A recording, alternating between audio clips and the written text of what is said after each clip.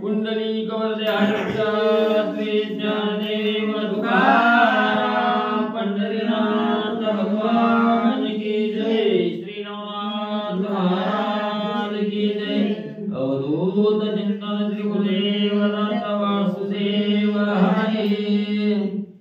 दिगंबरा दिगंबरा श्रीपाद वल्लभ दिगंबरा दिगंबरा दिगंबरा श्रीपाद वल्लभ दिगंबरा दिगंबरा दिगंबरा श्रीपाद वल्लभ दिगंबरा दिगंबरा दिगंबरा श्रीपाद वल्लभ दिगंबरा दिगंबरा दिगंबरा श्रीपाद वल्लभ दिगंबरा दिगंबरा दिगंबरा श्रीपाद वल्लभ दिगंबरा श्रीपाद वल्लभ दिगंबरा श्रीपाद वल्लभ दिगंबरा श्रीपाद वल्लभ दिगंबरा श्रीपाद वल्लभ दिगंबरा दिगंबरा दिगंबरा श्रीपाद वल्लभ दिगंबरा दिगंबरा दिगंबरा श्रीपाद वल्लभ दिगंबरा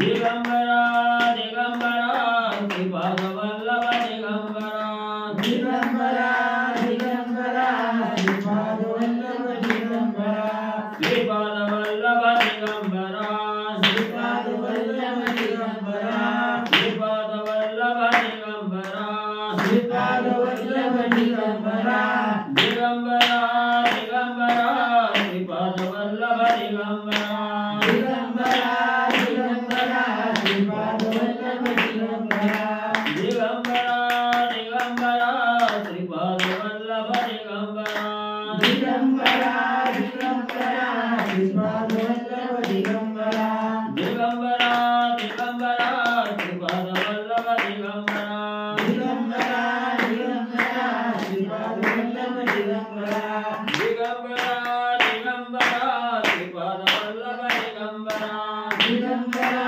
दिगंबरा श्रीपाद वल्लभ दिगंबरा श्रीपाद वल्लभ दिगंबरा श्रीपाद वल्लभ दिगंबरा श्रीपाद वल्लभ दिगंबरा श्रीपाद वल्लभ दिगंबरा दिगंबरा दिगंबरा श्रीपाद वल्लभ दिगंबरा दिगंबरा दिगंबरा श्रीपाद वल्लभ दिगंबरा दिगंबरा दिगंबरा श्रीपाद वल्लभ दिगंबरा दिगंबरा दिगंबरा श्रीपाद वल्लभ दिगंबरा दिगंबरा दिगंबरा श्रीपाद वल्लभ दिगंबरा दिगंबरा दिगंबरा श्रीपाद वल्लभ दिगंबरा श्री ज्ञानदेव पंढरीनाथ भगवान की जय। श्री नवनाथ महाराज की जय। अवधूत चिंतन श्री गुरुदेव दत्त वासुदेव हरि। श्री गणेशाय नमः। जयंती सिंदूरोत्मदेव यत्पाद पूज्यस्मरणं वासरमणिरेवं तं सराशि नाशयन्ति विघ्नं या कुन्देन्दु तुषारार्धवलया चूरवस्त्रावृतां या वीणावरदण्डमण्डितकरा या श्वेतपद्मासनां या ब्रह्माण्डितशङ्करप्रभूति देवी तदा वन्दिता सा मत्पाद सरस्वती भगवती निःशेषि जडपा मुखं करोति वाचालं पङ्गुलङ्घयन्ते गिरिं यत्र पदं वन्दे परमानन्दमाधवं नारायणं नमस्कृत्य नरं चैव नरोत्तमं देवी सरस्वती व्यासं ततो जयमुदीरयेतं वसुदेवसुतं देवं कंसचाणूरमर्दनं देवकी परमानन्दं कृष्णं वन्दे जगद्गुरुं गुरुर्ब्रह्मा गुरुर्विष्णु गुरुदेवो महेश्वरा गुरुर्साक्षात् परब्रह्म तस्मै श्री गुरवे नमः। श्रोता वक्ता तुलसीदेवते रुक्मिणी वरा पांडुरंगाय नमः। कुंडलिकावरदाय श्री ज्ञानदेव तुकाराम पंढरीनाथ भगवान की जय। श्री नवनाथ महाराज की जय। श्री गुरुदेव दत्त वासुदेव हरि। श्री गणेशाय नमः श्री सरस्वती नमः श्री नवनाथाय नमो नमः जय जयाजी पंढरीच्या रुक्मिणी वराधी पुरुषाय कुंडलिक वर्ण पुंडलिकाक्ष सर्व साक्षी जाणता तो त्याचं अनुसंधान ग्रंथ करते या ठिकाणी सांगतात भगवान परमात्मा पंढरीचा मालक आहे आणि अनंत कोटी ब्रह्मांडाचा नायक आहे रुक्मिणीचा पती आहे परात्पर परब्रह्म आदि पुरुष असणारा तो भगवंत आहे पुंडलिकाच्या प्रयत्नासाठी किंवा त्याला भेटी देण्यासाठी तो द्वारकेहून पंढरपूरला आलेला तो पांडुरंग परमात्मा आहे आणि तो सर्वांच्या हृदयामधलं अंतर जाणणारा असा तो भगवान परमात्मा आहे असं सांगतात हे जगत पालका जगन्नायक ब्रह्मांडावर यादव कुल टिळकाय आता व्यक्ती तारी दीपिका ग्रंथांत द्रष्टे मिरवावे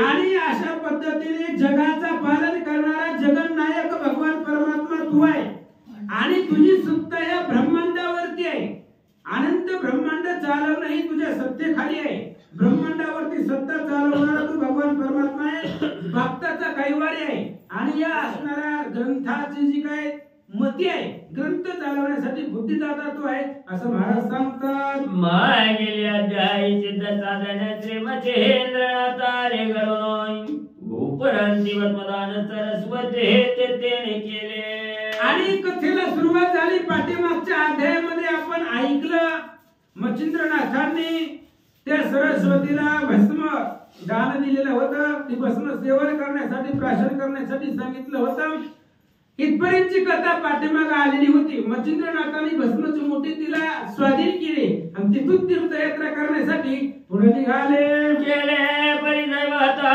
त्याने टाकले गोमैताय परिफार ठकले दैववंता तिहीन प्रारब्धी मच्छिंद्रनाथांनी तिच्या असणाऱ्या प्रार्थनावरती किंवा तिच्यावरती दया होऊन कृपा होऊन भस्मची मुठी दिलेली होती आणि या भस्मची मुठी प्राशन सेवन केल्यानंतर ना दिव्य अशा साक्षात विष्णू तुझ्या उदराला येणार आहे असं सांगून निघून गेले त्यांनी भस्मची मुठी दिली पण आदैव होतं तिच्या प्रार्थनामध्ये तिच्या नशिबामध्ये तो मुलगाच नव्हता म्हणून शेणाच्या ढिगाऱ्यामध्ये तिने ती भस्मची मुठी टाकून दिली गैर पुसत लाभाला तो निर्दैवपणे पदी लोटीलाय की पुढे बांधत येता वहिला अंडभ यावडी न्याय आणि घर विचारून आलेले होते म्हणजे एखादा असणारा लाभ यश कीर्ती आपलं घर विचारित यावं आणि आपण पायाने त्याला लुटून पाठवावं हाकलून द्यावं तशी अवस्था सरस्वतीची झाली आहे मच्छिंद्रनाथाची भेटी तिच्या भाग्याने झालेली होती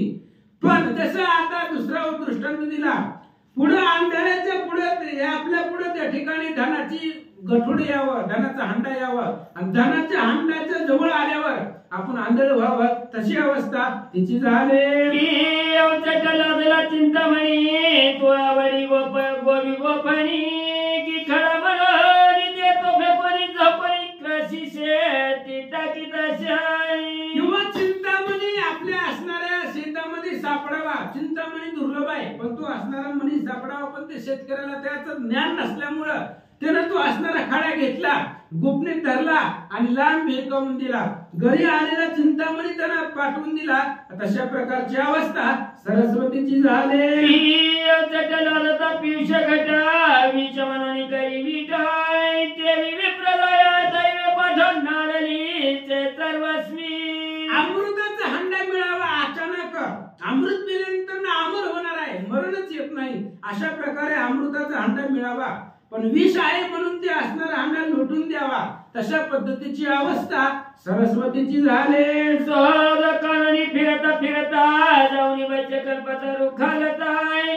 परिदैव इच्छा भूत खाईला तन्याय ते नाडली आणि सहज फिरत जावं आणि एका झाडाखाली बसावं पण ते कल्पतरूचं झाड असावं मनातल्या सगळ्या इच्छा पूर्ण करणाऱ्या त्या उन्हातून गेल्यानंतर त्या झाडाखाली बसावं आणि सहज मनामध्ये इच्छा व्हावी इथं पाणी असतं तर लगेच पाणी आलं पुन्हा जेवण असतं तर जेवण आलं मग सगळं मिळत जसं मनात इच्छा असेल तसं मिळतंय मग मनामध्ये विचार व्हायचं भूत तर नाही तेवढा भूत येऊन त्याला खाऊन टाकावं तशी अवस्था त्या असणाऱ्या सरस्वतीची झाले की कामधेनु ग्रही आली ती बाहेर वळची जवळ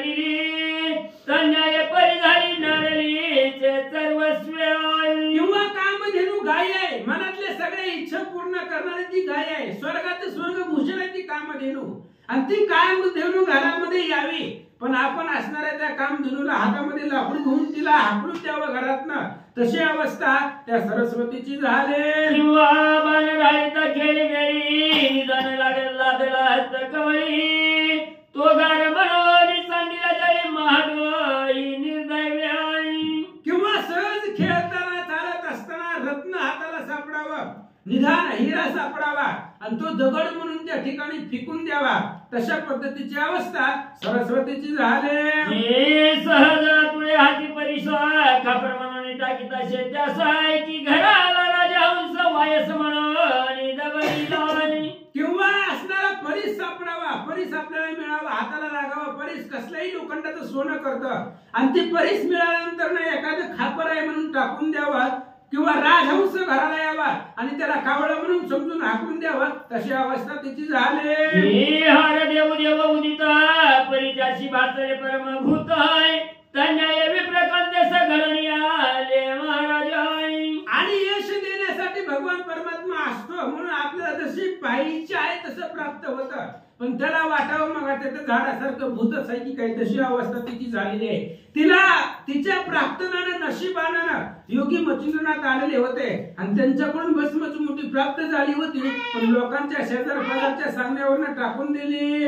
गेली कडे मच्छिंद्रनाथा पूर्व समुद्री जगन्नाथ आहे, करुणीच्या तुवंदा येता रामेश्वर दर्शनी. असं म्हणजे ती सरस्वतीच्या नशिबातच नव्हतं, तिच्या प्रार्थनामध्ये नव्हतं, त्याच्यामुळे जाऊ दे असणारे मच्छिंद्रनाथ पुढे निघाले. तीर्थ उद्देश आहे, तीर्थ जगावरची तीर्थ करावी ही कामना मनामध्ये आहे, म्हणून दक्षिण दिशेला दक्षिण समुद्र तिथं असणारे त्या ठिकाणी आले आणि रामेश्वराचं दर्शन घेतलं. तो स्वेती एवढी करुणी करिष्णा जट देखील वायुनंदन, क्लेश शरीराचा रव्या पुन्हा सन शरीरी वैसलाय. आणि मच्छिंद्रनाथ ते दक्षिण समुद्र तीरावरती आले, तिथं रामेश्वराचं दर्शन घेतलं आणि त्यांची दृष्टी पुढे पाहिली, दिसलं त्यांना हनुमंतराय ते असणाऱ्या वानर वेशामध्ये वृद्ध अवस्थेमध्ये तिथं बसलेले मच्छिंद्रनाथांनी पाहिले गेले. संधीत मेघवर्षाव करिता झाला तत्वभाव, दळी उग्रहणी गुहयास्तव करिता झाला मारुती. आणि मच्छिंद्रनाथांनी पाहिलं, त्यांनी असणाऱ्या आपल्या डोळ्याने दृष्टीने पाहिलं, त्यांना असं दिसलं की हनुमंतराय तिथे बसलेले होते आणि आपल्याला बसण्यासाठी गुहा माती उकरून गुहा करत होते आणि वर्ण पाऊस पडत होता. मच्छिंद्रनाथांनी पाहिलं पावसाचा वर्षा होतोय आणि पाऊस पडत असताना आता या वेळेला गुहा उकरून त्याच्यामध्ये राहण्याचा प्रयत्न मारुती करत असताना मच्छिंद्रानं पाहिलं. वरुणी वर्षाव पर्जन्य करिता येरुईकडे दंडी करिता, ते पावणे मच्छिंद्रनाथ विस्मया ते पावले. आणि मच्छिंद्रनाथांनी पाहिलं, आश्चर्य वाटलं. पाऊस वरून पडतोय, वरून पाऊस पडत असतानाही खाली हनुमंतराय उकरतायत जमिनीमध्ये, आपल्या हाताने उकरून गुहा करण्याचा प्रयत्न करतायत, वरून पावसाच्या धारा पडतायत. असं पाहिलं, त्यांच्या मनाला आश्चर्य वाटलं. हरिहत कोणी बोलत, बावला परिहत कोणी बोलत, बरकटात चूर कवतोय आता करीची सदन निश्चित शरीर रक्षावयाय.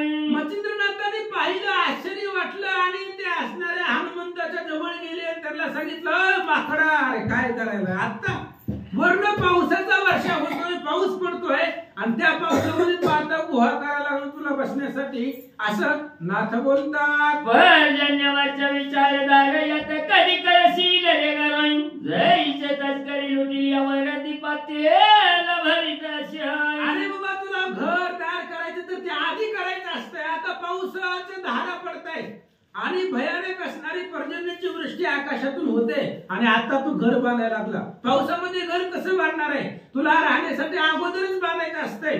घरामध्ये चोर यावं, चोरी करून निघून जावं अंधारामध्ये आणि चोर निघून गेल्यावर पुन्हा घरामध्ये दिवा प्रकाश करायचा, तशी अवस्था तुझी झाली. हे बाईला गेली या झोपा केला त्याचा न्याय गळनियाय, ही स्वसदना ते पावक लागला खूप खरी वीज भावयाय. अरे बाबा तशी अवस्था तुझी झालेली आहे. झोपाळा केला आणि झोपाळा केल्यानंतर ना घरामध्ये कुणीच नाही, असताना केलं नाही त्यांना बसण्यासाठी आणि निघून गेल्यानंतर ना पुन्हा त्यांना बसायला झोपा केला पाळणा केला तशी अवस्था तुझी झालेली आहे असं सांगतात. ग्रीवे पळता काळ भात मग वाचित होय अमर स्तोत्र सोय ये परम पीडिता तृषार्थ खूप खानु मानत अरे गळ्यामध्ये गळा फास काळानं काळ जवळ आल्यानंतर ना पुन्हा अमर होण्याचं स्तोत्र म्हणायला लागलं ते आधीच नियोजन करावं लागतंय. पाऊस पडायच्या आधी तू असणाऱ्या घराचं नियोजन करावं लागतं. आता पुढे मरण दिसायला लागलंय आणि तो अमर होण्याचा मंत्र आता मरणाच्या वेळेला म्हणायला लागला. तहान लागलेली आहे खूप आणि तहान लागल्यानंतर पुन्हा वीर खांदावी तशी अवस्था तुझी झाली. हृदय पेटला जटला नळकामध्ये नहले इच्छिती फोन मेघ वसरल्या विजय स्थळ महिला पेरित अरे बाबा अंतःकरणामध्ये त्या ठिकाणी जठराना अग्नी जी काय हृदयामध्ये भूक आहे ती असणारी हृदय अंतःकरणामध्ये पेटवून पुन्हा कामधनु पासून ते असणारी भूक भावनेसाठी तिच्यापासून कामण्याची इच्छा करायची तशा पद्धतीने तुझी अवस्था झाली. धन्य पर्जन्य काळ सदन करीसी उतविलोय तस्मात मुखम कहत वाचाळ विरवलाची पुढारा. तशा पद्धतीने बाबा आता पावसाचा काळ चालू आहे आणि ते पाऊस काळामध्ये तू आता घर करायला लागला. कधी तुझं घर उभं राहणार कधी तू त्या असणाऱ्या गुहेमध्ये बसणार वरून पावसाच्या मोठ्या मोठ्या धारा चालू आहेत असं मच्छिंद्रनाथ हनुमंतरायाला बोलतात. ऐको हरी वायुनंदन वने चतुर आहे सकोण ये वने जती पूर्ण मच्छिंद्र आयुष्यवाद म्हणती. मच्छिंद्रनाथाचं बोलणं ऐकलं हनुमंताला सुद्धा आश्चर्य वाटलं. हनुमंताने विचारलं महाराज हुशार दिसायला लागला कोण आहेत तुम्ही. त्यांनी सांगितलं योगी जती म्हणतात मला जती आणि या पृथ्वी तलावरती मी योगी आहे जती आहे आणि या देहाला मच्छिंद्रनाथ म्हणतात. मच्छिंद्र असं नाव आहे. मच्छिंद्रनाथ बोलतात म्हणे तू ते जती कोणी आधी लोक म्हणती नातवणे प्रताप शक्ती आहे मनोहरी वादतोय. हनुमंतरायाने ऐकलं मी जती आहे योगी आहे सामर्थ्यवंत आहे. त्यावेळेस हनुमंताने ऐकलं आणि बोलायला सुरुवात केलं महाराज तुम्हाला जती नाव कुणी ठेवलं. योगी जती तुम्हाला जगामध्ये कोण म्हणतंय. त्यांनी सांगितलं म्हणायची काय गरज आहे. सामर्थ्य आहे अंगामध्ये प्रताप शक्ती आहे आणि त्या प्रताप शक्तीच्या सामर्थ्याच्या जोरावरती मला सर्व जनांनी जती असं नाव ठेवलेलं आहे असं मच्छिंद्रनाथ बोलतात. यावरी बोले वायू चुते आम्ही ऐकित जती हनुमंताय तो मिनुतन जती मैतल्य काय की उदेलाय. हनुमंतरायाने बोलायला सुरुवात केली. म्हणले महाराज आम्ही एकच जती ऐकला एकच योगी ऐकला तो म्हणजे हनुमंतराय आहे आणि त्याच्यानंतर ना पुन्हा दुसऱ्या जतीचं नाव आम्ही ऐकलेलंच नाहीये. जगामध्ये तो एकच जती सामर्थ्यवान हनुमंतराय होऊन गेला असं बोलू लागले. आता चोकायच्या मी मारुतीच्या शेजारो सोय भावे रावणी एक वेळे सवरल्या हे महाराजा. आणि त्यावेळेस हनुमंतराय बोलतात हे बघा म्हणले असो म्हणले मी पाठीमागं हनुमंतरायाच्या बरोबरीला होतो आणि हनुमंतरायाच्या सोबतीला राहून हनुमंताकडे जी काय प्रताप शक्ती आहे त्याच्यामधली थोडीशी मला प्राप्त झालेली आहे. हनुमंताकडे जी काय प्रताप आहे बळ आहे ताकद आहे त्यातलं थोडस बळ मला प्राप्त झालेलं आहे असं हनुमंतरायच बोलतात. कला सहस्रांशी माते लादली महापरेसी ते तुझं जावितो याच वयाची तया पासावाचे प्राप्त झाली. हनुमंतरायाने सांगितलं मच्छिंद्रनाथांना म्हणले महाराज हनुमंताच्या सोबतीला मी होतो आणि त्याच्या सोबतीला असल्यामुळं हनुमंताकडे जी काय शक्ती आहे प्रताप आहे त्यातली 1000 पटीनं गती मला प्राप्त झालेली आहे त्यांच्या सोबतीला राहून आणि त्यांच्यापासून जी मिळालेली प्रताप शक्ती आहे सामर्थ्य आहे ती तुमच्या पुढे दाखवतो असं सांगतात.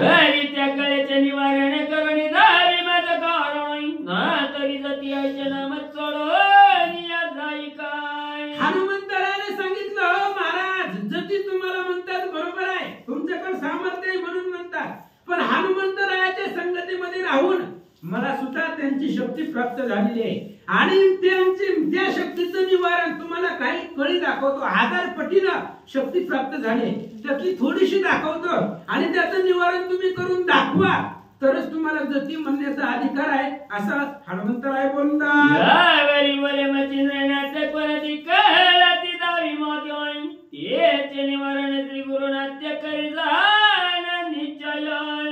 आणि मच्छिंद्रनाथाने विचारले, काय तुमच्याकडे प्रताप आहे, काय तुमच्याकडे शक्ती आहे, काय तुम्ही आता प्रताप दाखवणार आहे, काही दाखवा, कुठलीही कळी दाखवा, कसंही दाखवा, ते मी माझ्या गुरुच्या सामर्थ्यावरती किंवा गुरुच्या प्रभावानं, गुरुच्या कृपा असताना ते सगळं निवारण करेल असं मच्छिंद्रनाथ बोलतात. जय श्री राम सदाचार्यानी पाय मारती वृक्षावरणी निवारण पर्वत टाकी उचलून. जय श्री राम सदाचार्यानी पाय मारती वृक्षावरणी नाना पर्वत टाकी उचलून राम शरीरा योजनिया. आणि मच्छिंद्रनाथ बोलतायत, पाठीमाग राम अवतारामध्ये आम्ही असं ऐकलंय, किष्किंधाकांडाच्या पहिल्या अध्यायामध्ये असं सांगितलंय, रामचंद्र आणि लक्ष्मण एका झाडाखाली बसलेले होते आणि हनुमंतराय तिथे गेले होते आणि मोठमोठाले पर्वत, 5-5 पर्वत एकदाच रामाच्या अंगावरती टाकले होते.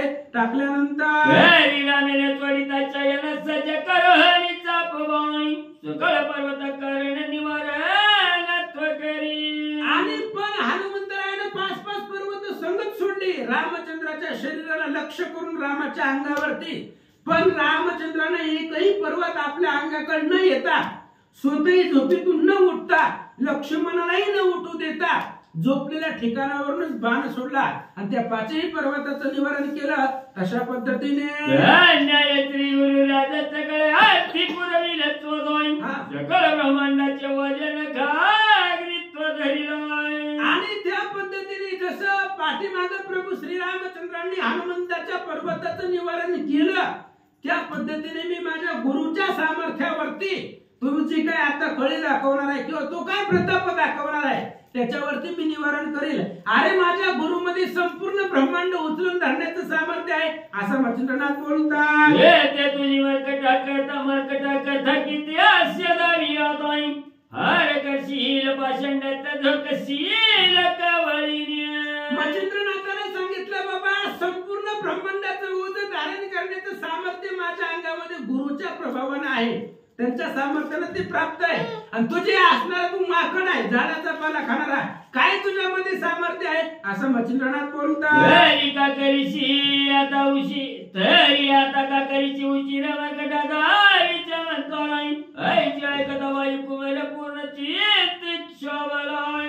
आणि मग मच्छिंद्रनाथाने विचारलं, का टाइमपास करायला लागलाय, तुझ्याकडे काय असणारे प्रताप शक्ती आहे, सामर्थ्याची दाखव, काय तू कळी दाखवणार आहे, माझ्या पुढे दाखव म्हणले, उशीर का लावायला लागला असं मच्छिंद्रनाथ बोलल्यानंतर हनुमंतरायाला राग आला आणि रागाच्या आवेशाने करणी जाय एकांत तेथे धरी भीमरूप तोय न कळता त्याते 7 पर्वत उचलून या फेकल्या. हनुमंतरायाला राग आला, आवेश आला आणि मच्छिंद्रनाथाला न कळता, त्यांच्या लक्षामध्ये न येता आकाशपंथाला उड्डाण हनुमंताने केलं.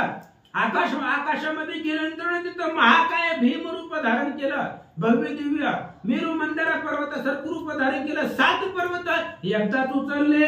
नभमंड पीठगाचं मन पर्वत एकदाच पंथी गावाई ते मच्छिंद्रनाथ रटी पावन स्थिर स्थिर म्हणत आणि आकाशामधून 7 पर्वत सहित हनुमंताला येत होते. मच्छिंद्रनाथाने पाहिलं, आकाशातून 7 पर्वत सहित हनुमंतराला येताना पाहिल्याबरोबर मच्छिंद्रनाथाने आपल्या झोळीमधून भस्माची मुठी काढली आणि वात प्रेरक मंत्र त्याच्यावरती म्हटला. वात प्रेरक मंत्राच्या ती वाटत कोणतरी पर्वती तो यारी करे आणि मारुती दुसरा पर्वत फेकीत अशाय. हनुमंतानं पर्वत डोक्यावरती घेतला आणि मच्छिंद्रनाथावरती सोडावा या आवेशाने आकाशामधून येत होते. मच्छिंद्रनाथाने आपल्या झोळीतून भस्माची मुठी काढली, वात प्रेरक मंत्र त्याच्यावरती म्हटला गेला आणि हनुमंतराय येत असतानाच वाटेमध्ये त्या ठिकाणी असणार काय झालं, तो दुसरा म्हणता तिसरा येत 5वा शतानुष्यतोय मग एकाची मंत्र करुणी वात ठाईचे ठाई रोधिलाय. आणि मच्छिंद्रनाथाच्या अंगावरती हनुमंतराय पर्वताचं वर्षाव करत होते. 1 2 3 4 5 अनेक पर्वत सोडत होते. पण नाथाने वात मंत्र करून वाऱ्याचा असणारा आकर्षण मंत्र करून ते जागच्या जागी आकाशातून येणारे पर्वत आकाशामध्येच थांबवले गेले. जैसे कंदुक वाळ केळतीमध्ये अटकता परत पंथी तर न्याय झाला पर्वती जायच्या ठाई ते जाती. जसं लहान लेकरू चेंडू खेळावा आकाशामध्ये टाकावा आणि पुन्हा ते असणारे चेंडू खाली यावे तशा पद्धतीने हनुमंतरायाने टाकलेली पर्वत पुन्हा त्या स्थानाला त्या वात प्रेरक मंत्रामुळे त्या जागेला जाऊन पोहोचत होते. वायून जाण्या पर्वत परत रेटी पावणी पूर्ण विक्रशान हनुमंतरायाने पाहिलं एक नाही दोन नाही 100पेक्षा अधिक पर्वत आपण या नाथाच्या योगीच्या अंगावरती टाकले. पण जसं पर्वत टाकल तसं माघारी जातोय जिथून आणला तिथं जातोय. याचं आश्चर्य वाटलं आणि रागही आला. तसं प्रलय काळीचा अग्नी खवळावा तसं हनुमंताला भयंकर राग आला. मग महापर्वत एक विस्तीर्ण उचलून भावमत की यार पुन्हा पेकवत वचिंद्रनाथाला निज दृष्टीने देखील. मग हनुमंताने विचार केला आपण असंख्य पर्वत फेकले पण ते पर्वत जिथल्या तिथं जिथून आणले तिथं जाऊन पडायला लागले. याचं आश्चर्य वाटलं आणि अधिक राग आला. मग हनुमंताने एक मोठा पर्वत आपल्या डोक्यावरती घेतला आणि तो पर्वत घेऊन येत असताना मच्छिंद्रनाथाने पाहिला काय करता वायू आकाशान मंत्र म्हणून सबळ जुगारून पाणी वायू नंदन चिंचिलाय. मग लगेच असणाऱ्या मच्छिंद्रनाथाने पाहिलं डोक्यावरती मोठा पर्वत घेऊन हनुमंताचे वानर आपल्याकडे येत आहे. त्याच समुद्रामधलं छोटस पाणी मच्छिंद्रनाथाने आपल्या हातावरती घेतलं. त्या पाण्यावरती वात आकर्षण मंत्र म्हटला आणि ते पाणी हनुमंताच्या अंगावर सोडून दिलं. शरीरी वाता चलन वलन सर्व संगीत उर्ध्व झाडतानी हात मौळीवर पर्वत राहिलाय. आणि मच्छिंद्रनाथाने त्या पाण्यावरती वात आकर्षण मंत्र म्हटला आणि हनुमंताच्या अंगावरती ती जल शिंपलं गेलं फेकलं गेलं. त्यावेळेस हनुमंताचं चलन वलन थांबलं आणि हृदयामधला जो वारा आहे श्वास आहे तो श्वासच बंद पडला. त्याच्यामुळे जसं अवस्थेमध्ये हनुमंतराय आलेले होते त्याच अवस्थेमध्ये तसेच स्थिर राहिले. मार्गाची तंबावरी रचिली नदी द्वारकापुरी देवी मारुती शिरावरी पर्वतात निर्मिताशाय. मग जसं पाठीमाग भगवान श्रीकृष्णाने समुद्रामध्ये खांबावरती द्वारका निर्माण केली रचली गेलेले नगर तशा पद्धतीने हनुमंताच्या डोक्यावरती तो पर्वत तसाच होता. कारण वायू आकर्षण मंत्र टाकल्यामुळं चलन वलन थांबलं गेलं आणि तसाच पर्वत हनुमंतराय डोक्यावरती घेऊन उभा राहिले.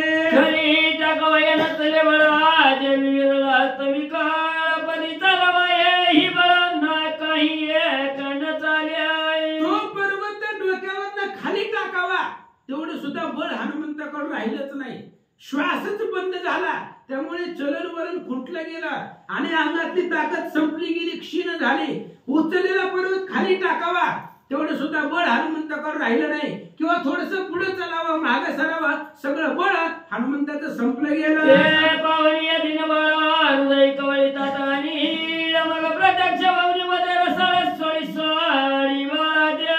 आणि मग वायुदेवतेनं पाहिलं गेलं.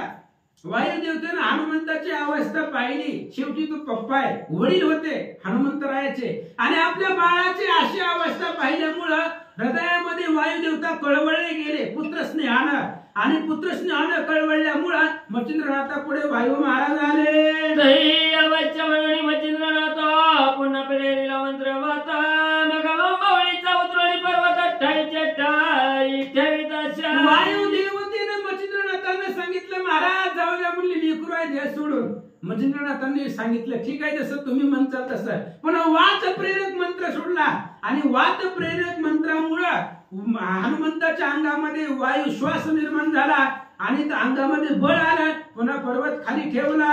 माग चलन वलन वात शक्ती संगीत झाली स्थिती मग चवी आता प्रति धन्य धान्य मनत दर्शन. वात प्रेरक मंत्र मच्छिंद्रनाथांनी सोडल्याबरोबर अंगामध्ये बळ आलं श्वास सुरू झाला.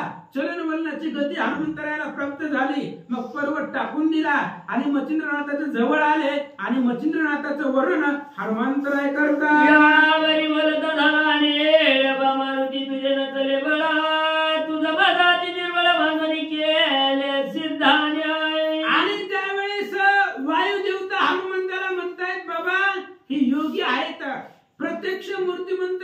विष्णूचे महादेवाचे अवतार आहे. अरे यांनी मला जिंकले, तुझं काय चालणार आहे? एवढं असणारं सामर्थ्यवान आहे की योगी आहेत, समर्थ आहेत, असं वायुदेवता हनुमंताला सांगतात. तुझी या बापा बांधिले त्याची तुझे भय काय आले, त्याचे आचरण तसे झाले भक्ती शक्ती अघटित. वायुदेवतेनं हनुमंताला सांगितलं, बाबा ज्यानं तुझ्या बापाला बांधलंय तिथं तुझं काय सामर्थ्य चालणार आहे? वायू, मी तुझा वडील आहे, मला यांनी ताब्यामध्ये ठेवलेला आहे, यांनी मला जिंकलेला आहे, बांधून टाकलेला आहे. अरे त्यांची भक्ती शक्तीच्या प्रतापाने त्यांना ते सामर्थ्य प्राप्त झालेलं आहे. भक्ती त्यांची तशीच आहे आणि सामर्थ्यही तसंच आहे. त्याच्यामुळे अष्टमहासिद्धी सगळे यांना प्राप्त झालेलं आहे, असं वायुदेवता हनुमंताला सांगतात. मनाची चित्ताची मंत्र स्थिती अघटित शब्द मुक्ती, तरी माझी भक्ती गुरुची शक्ती ईश्वरी वाचा म्हणत होतोय. अरे बाबा, तुझ्या मनामध्ये विचार येईल हे असणारा योगी आहे, सिद्ध आहे, याला एवढं सामर्थ्य बळ प्राप्त कसं झालं? तर ही असणारे यांच्या गुरु भक्तीने श्रेष्ठ आहे. यांनी गुरुची भक्ती केलेली आहे आणि त्याच्यामुळे सामर्थ्य प्रताप यांना सर्व प्राप्त झालेलं आहे, असं वायुदेवता सांगतात. हे तुझ्या पाच शक्ती क्रियावंताची सकळ देवता होती दाशी, ऐची ऐकून अंजनी सुताची परमान हल्ल मिरवलाय. आणि वायुदेवता सांगतायत, बाबा यांच्याकडे भक्ती आहे आणि भक्तीच्या बळावरती, भावाच्या बळावरती सगळे सिद्धी दासी होता आणि देव देवतांना जिंकण्याचं सामर्थ्य यांच्याकडे यांना प्राप्त झालेलं आहे, असं वायुदेवतेचं बोलणं ऐकलं हनुमंताला आनंद वाटला. या उपरांत ही गमचिंद्र मारुत मारुती यांच्या चरणी लागोय, मरे यथोनी तुमच्या सख्यवची समज वरती असो का. आणि मग याच्यानंतर मच्छिंद्रनाथांनी त्या दोघांचा संवाद ऐकला गेला.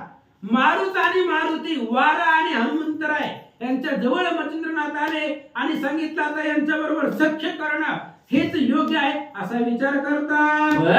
प्रसन्न चित्ती समीर मारुती म्हणती बार तत्वकार्याती, मिलन आपली शक्ती सुख संपत्ती तुझा देऊ. आणि लगेच मच्छिंद्रनाथाच्या पुढे वायू आणि हनुमंतराय आले. त्यांना नमस्कार केला त्या दोघांनी, वारानं आणि हनुमंतानं.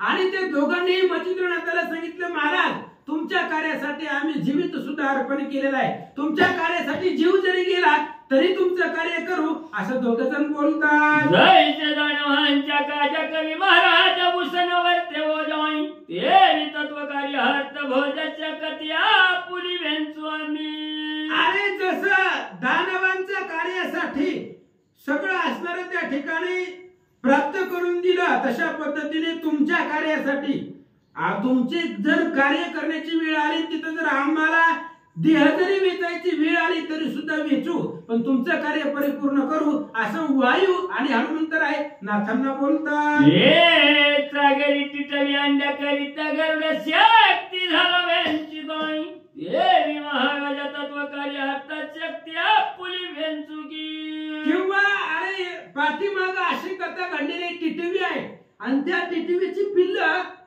टिटवी नावाची पक्षिणीची पिल्ल बेडकानं खाऊन ती बेडूक समुद्रामध्ये गेला होता आणि त्या असणाऱ्या टिटवीच्या सहाय्यासाठी गरुड आलेला होता. स्वतः गरुड, भगवान परमात्मा, ब्रह्मदेव सगळे त्या टिटवीच्या मदतीसाठी आले. तशा पद्धतीने तुमच्या कार्यासाठी आम्ही तत्पर हजर राहू, असं दोघे जण बोलतात. विधीच्या संकटात विष्णू मत्स्य अवतार घेतोय, न्याय तत्वकार्य हस्तशक्ती आपुली वेंचू की. किंवा पाठीमाग ब्रह्मदेवाचे वेद चोरून नेले ते असणारे शंकासुरानं, आणि त्या शंकासुराला मारण्यासाठी भगवान श्री विष्णूंनी मत्स्य अवतार धारण केला ब्रह्मदेवाच्या कार्यासाठी आणि ब्रह्मदेवाचे वेद आणून दिले.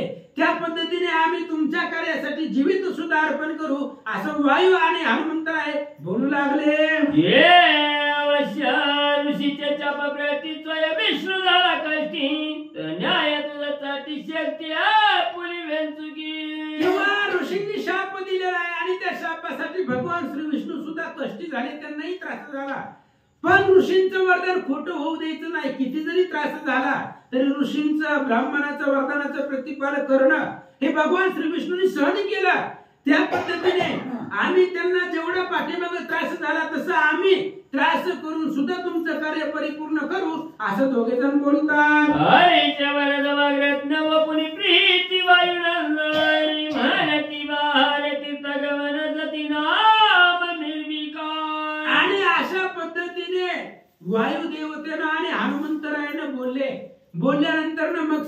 महाराज जतीनाव तुम्हाला जे आहे ते योग्य आहे, सोबत आहे. कारण आमच्या पुढे सुद्धा म्हणजे आम्हाला सुद्धा हरवलं तुम्ही, एवढा प्रताप शक्ती तुमच्याकडे आहे. म्हणून जतीनाव तुम्हाला असू द्या, मिरवा असं हनुमंतराय बोलतात. यावेळी बोले मच्छिंद्रनाथ जतीनाथ होईन विख्यापाई परी एक कल्पना उदेलीची तत्त्व भ्रांती ही त्यांनी काय. मच्छिंद्रनाथाने सांगितलं आम्हाला लोक जती म्हणतात आणि जती नावानेच आम्ही प्रख्यात होऊ.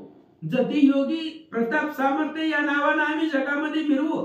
पण मनामध्ये एक शंका आहे, ती शंका तुम्हाला विचारतो, त्या शंकेचं निरसन करा. या मला कल्पना कोणाची उदेली का मला तुझ्याची ती नाथ म्हणे तू सर्वज्ञ मूर्ती आयुष्य भविष्य जाण्याची. आणि हनुमंतरायाने विचारले महाराज मनामध्ये कोणती शंका आली, तुमच्या मनामध्ये काय आलं. त्यावेळेस मच्छिंद्रनाथाने सांगितलं हनुमंतराया तुम्हाला त्रिकालाचं ज्ञान आहे, आयुष्य भविष्य सगळं तुम्हाला माहिती आहे, पाठीमागं पुढे काय होणार आहे त्रिकालाचं ज्ञान तुम्हाला आहे असं मच्छिंद्रनाथ बोलतात. सर्वज्ञाची नीती विवाद केला का माझ प्रती आणि भेटी झाली नागाश्वस्ती तुझी माझी पूर्वीचा. आणि त्यावेळेस विचारलं मच्छिंद्रनाथ बोलतायत हनुमंतराय तुम्हाला सगळं माहिती असताना माझ्या बरोबर भांडणं का केली, युद्ध का केलं, तुम्हाला माहिती होतं मी कोण आहे. आणि एवढं सगळी माहिती असताना पाठीमागे सुद्धा आपली भेट झालेली आहे. मग एवढं सगळं माहिती असताना तुम्ही जाणत असताना तुम्ही भविष्य ओळखत असताना माझ्या बरोबर लढी का केली, युद्ध का केलं मला सांगा. हे सावरी विद्येचे कवित्व कर्मणी वारदी दलाच्या पायी आईच्या आचणी सगळ्या माहित गळी धक्का केली. अहो हनुमंतराया तुम्हाला सगळं माहिती आहे आणि शाबरी विद्येचं कवित्व सुद्धा केलेलं आहे आणि त्याच्यामध्ये सगळे देवदेवताचं वरदान आम्हालाही प्राप्त झालेलं आहे, मिळालेलं आहे. मग असं सगळं माहिती असताना सुद्धा माझ्या बरोबर युद्ध का केलं सांगा. यावेळी बोले वायुनंदने तू करीत असल्यास नाही तेव्हा तुझ्या ओळखून तुझं पासी मी आलो. आणि त्याच वेळेस हनुमंताने सांगितलं महाराज तुम्ही इथं आलो या रामेश्वराच्या ठिकाणी आणि या रामेश्वराच्या नदीमध्ये दक्षिण समुद्रामध्ये स्नान करत असताना मी तुम्हाला लांबून पाहिलं आणि तुम्हाला पाहून तुम्हाला ओळखून मी तुमच्यापाशी आलो असं हनुमंतराय बोलतात. कवी नारायणाचा अवतार जननी भेदिले मच्छुराई हे माहित परिकल्पनेवर चित्त काय उदेले. अरे बाबा मला माहिती होते तुम्ही कोण आहात, तुम्ही कोण आहे. कवी नारायणाचा अवतार आहे, माशाच्या पोटामधून तुमचा जन्म झालेला आहे, महादेव पार्वतीचा मंत्र उपदेश तुम्हाला झालेला आहे, ती ऐकून तुम्ही माशाच्या पोटामधून बाहेर आलात सगळं मला माहिती आहे. आणि हे माहिती असतानाच मी तुम्हाला ओळखून मी तुमच्यापाशी आलो असं हनुमंतराय सांगतात. हे नागपत्री आत्महत्याशीवर वापिला देव तुझे पावती परी त्याचा विद्येच्या सामर्थ्याची पाहू आयुष्य वाटले. हनुमंतरायाने सांगितलं बाबा मला माहिती होतं तुम्ही ईश्वर आहात, भगवंताचे अवतार आहेत, मला माहिती होतं. पण पाठीमागच्या अध्यायामध्ये तुम्हाला सगळ्या देव लोकांनी वरदान दिलेलं आहे, तुम्हाला एवढी विद्या प्राप्त झालेली आहे. मग त्या विद्येचं काय तुमच्याकडे सामर्थ्य आहे थोडस माझ्या मनाला पाहू वाटलं की तुमच्याकडे बळ किती आहे म्हणून तुमच्या बरोबर युद्ध केलं असं हनुमंतराय बोलतात. यावेळी पुढे कार्य आणि कपडे तू ते आलोली कोणी ते टिकावधने कौतुक म्हणून शोधिला. मच्छिंद्रनाथांना हनुमंतांनी सांगितलं महाराज युद्ध करण्याचे दोन गोष्टी आहेत. पहिली गोष्ट म्हणजे तुमच्याकडे बळ किती आहे, देवदेवतांचं वरदान मिळालं त्याचं सामर्थ्य किती हे पाहायचं होतं. आणि माझं एक काम आहे तुमच्याकडे आणि त्या कामामध्ये तुम्ही टिकचाल का नाही ते पाहण्यासाठी तुमच्याकडे किती बळ आहे याचा शोध मी युद्ध करून घेतला. गरीबात येतोय गमने श्रीराजाशी करावे माझं लक्षण देते नातळे पुरुष प्रवेश पूर्ण परत्र भुवनित पावे. आणि एक काम आहे मच्छिंद्रनाथा तुमच्याकडे एक काम आहे, तुम्ही आता काय करा इथून स्त्री राज्यामध्ये जावा. स्त्री राज्यामध्ये माझ्या व्यतिरिक्त दुसरा कुठलाच पुरुष त्या राज्यामध्ये जात नाही. आणि जर जाण्याचा प्रयत्न केला जर गेला तर तो परत म्हणजे मरतो. त्या स्त्री राज्यामध्ये पुरुषाला एंट्री नाही. त्या ठिकाणी पुरुष गेल्यानंतर ना तो मरेल. म्हणून तुम्ही योगी आहात, तुम्ही त्या ठिकाणी जावा असं हनुमंतराय सांगतात. बरे झाले तुझे दर्शन तुझची आहे माझे कारण नाही. माझ मस्तकीचे वज उतरणे तुझे हात होईल. हनुमंतराने सांगितलं महाराज तुमचं दर्शन झालं, समाधान वाटलं अंतःकरणाला. आता माझं जे काही डोक्यावरचं वज आहे ते वज थोडस कमी होईल. मलाही त्या ठिकाणी विसावा मिळेल, माझ्या डोक्यावरचं वज कमी होईल. म्हणून एक तुमच्याकडे काम आहे, तुम्ही स्त्री राज्यामध्ये जावा असं बोलल्यानंतर नाथ काय विचारतात. यावेळी बोले मच्छिंद्रनाथ कैसा झाला हा चिरुणी काय सर्व कामाच्या वाईच तत्संग पांग निरोपी. त्यावेळेस मच्छिंद्रनाथाने विचारलं डोक्यावरती वज आहे, कशाचं वज आहे, काय तुमच्यावरती संकट आहे मला सांगा आणि सविस्तर सांगा, मुळापासून सांगा की तुम्ही कुणाचे ऋणी झाला तर काय वज तुमच्या डोक्यावरती आहे ही सगळी कथा मला सांगा असं मच्छिंद्रनाथ हनुमंतरायाला बोलतात. यावेळी बोले मच्छिंद्रनाथ कैसा झाला चिरुणी व्यक्त सर्व कामाच्या वायू सुद्धा संग पांग निरोपी. हे रुमणे योग ध्रुवा रामाच्या गणालेला श्यामा सीता चिती पावनी उगमा लंका पती मारविला. हनुमंतरायाने सांगायला सुरुवात केली. म्हणले महाराज पाठीमागे राम अवतारामध्ये आम्ही लंकेला गेलो, रावणाला मारलं, सीतेला सोडवलं आणि तिथून माघारी अयोध्येला आलो. तही चिता घेऊन अयोध्या जाता परिचितेच्या कामानं वेगळी चित्ता आहे का सत्व मारुती करिता महिला हाय काय. आणि आम्ही सीतेला घेऊन अयोध्येमध्ये आलो. अयोध्येमध्ये आल्यानंतर ना सीतेच्या मनामध्ये प्रश्न आला. तिला वाटलं की बाबा रामाची सेवा करणारा निस्सिम भक्त हनुमंतराय, दास्यत्व निकट हनुमंते पै केले म्हणून देखील रामचरण दास्य करणारा जगामध्ये एकच हनुमंतराय आहे असं सीतेला वाटलं होतं. तरी हा संपूर्ण संपन्न कांताधन सुत एक सदना जरी वितळे चुक संसारी साधन कांते मागे होत. आणि सीतेला असं वाटलं की बाबा रामचंद्राचं दास्य करणारा सेवा करणारा जगामध्ये हनुमंतराय एकटेच आहे. मग त्या हनुमंताला पत्नी असावी, मुलं असावी, त्यांचा संसार असावा आणि तो सुखानं व्हावा असं सीतेला वाटलं होतं असं हनुमंतराय सांगतात. तरी या मारुतीशी कांता करणा उचर तुका संपन्न परिब्रह्मचारी मग वाचन मान्य करील की नाही. आणि सीतेच्या मनामध्ये असं प्रश्न निर्माण झाला की बाबा मला वाटतंय हनुमंताला बायको असावी, मुलं असावी, त्यांचाही संसार असावा असं माझ्या अंतकरणाला वाटतंय. पण हनुमंताचं व्रत आहे ब्रह्मचारी राहण्याचं. मग मी जे बोलते किंवा तुम्ही बायको करा, लग्न करा, संसार करा असं म्हणणं हा माझं हनुमंतराय मान्य करतील का, माझं ऐकतील का असं सीतेला वाटलं होतं. तरी याचे वचनी गोवना ग्रंथाश्रमी करावा वायुनंदन आयच्या सीतेने कल्पना पाचारी आंबाते. आणि मग सीतेच्या मनामध्ये विचार आला हनुमंतराय आपलं ऐकतील का नाही, आपलं बोलणं मान्य करतील का नाही. पण मला असं वाटतंय की हनुमंताला गृहस्थ आश्रमामध्ये आणावं, त्यालाही त्या ठिकाणी बायका मुलं प्राप्त करून द्यावा असं सीतेच्या मनामध्ये होतं. जवळी बैतवनीत न्याय स्वकाय मग मुख कुरवाळो म्हणे बाबा ऋती धतू धन्यत निलो की असा शिपाई. आणि अशी सीतेच्या मनामध्ये इच्छा झाली, तिनं आम्हाला बोलवलं. आता आई साहेब आहेत त्या अखिल कोटी ब्रह्मांड नायकाच्या पत्नी आहेत म्हणून तिनं बोलवले. बरोबर आम्ही गेलो, मी गेलो सीतेच्या पुढं. आणि सीतेच्या पुढे गेल्याबरोबर तिनं सांगितलं हनुमंतराया तुम्ही जगामध्ये रामाचे दास्य करणारे सर्वश्रेष्ठ भक्त आहात असं बोलू लागले. गरीब माझे एक मागणे त्याची तरी उत्तम माईन यावरी तुही नकार मजला गुण देणार नाही. आणि लगेच सीता मातेने विचारलं, म्हणले महाराज हनुमंतराया माझी एक मागणी आहे तुमच्याकडे आणि ती मागणीला तुम्ही नकार सहसाही देणार नाही. माझी जी इच्छा आहे ती इच्छा तुम्ही पूर्ण करणार अशी मला आशा आहे असं सीता माता बोलतात. उदाहरणांची ती आपला प्राण परिणकारण देतीवाचे कारण शिबिराने कपोता कारण मांस भिजले रती रती.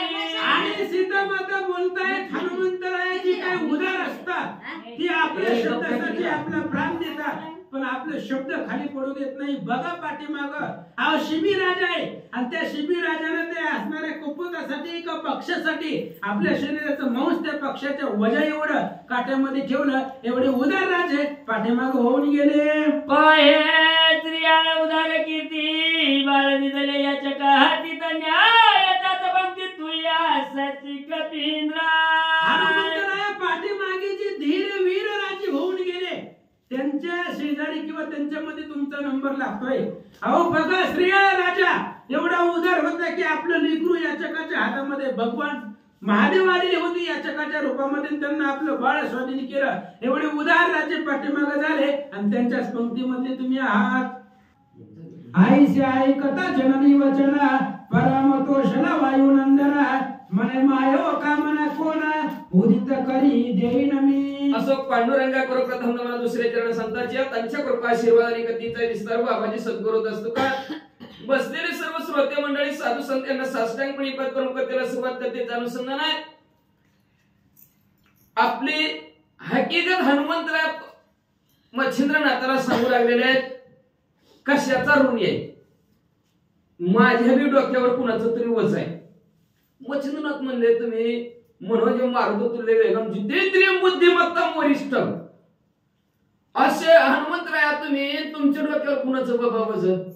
मच्छिंद्रनाथाला हनुमंतरायाने सांगायला सुरुवात केली. राम असणाऱ्या लंकेमध्ये राम राज्याची गुढी उभा केली. 33 कोटी देवांची बांधवडी सोडवली गेली. सीतामाऊलीला सोडवलं लंकेत आणलं आणि प्रत्येकाला सीतामाऊली बक्षीस देतो. त्या बक्षीस नंबर संपला गेला आणि सीतामाऊलीनं मला जवळ बसवलं आणि बसवलं सीतामाऊली काय म्हणणे माहितीये का. घर पोर बायका असलं म्हणजे लय बरं आहे का नाही. म्हणले त्याच्यात सीतामाऊली म्हणू लागल्या हनुमंतराया घराला शोभा स्त्री असली तर लय असली म्हणजे असली म्हणून स्त्री असावी तुम्हाला असं वाटतं.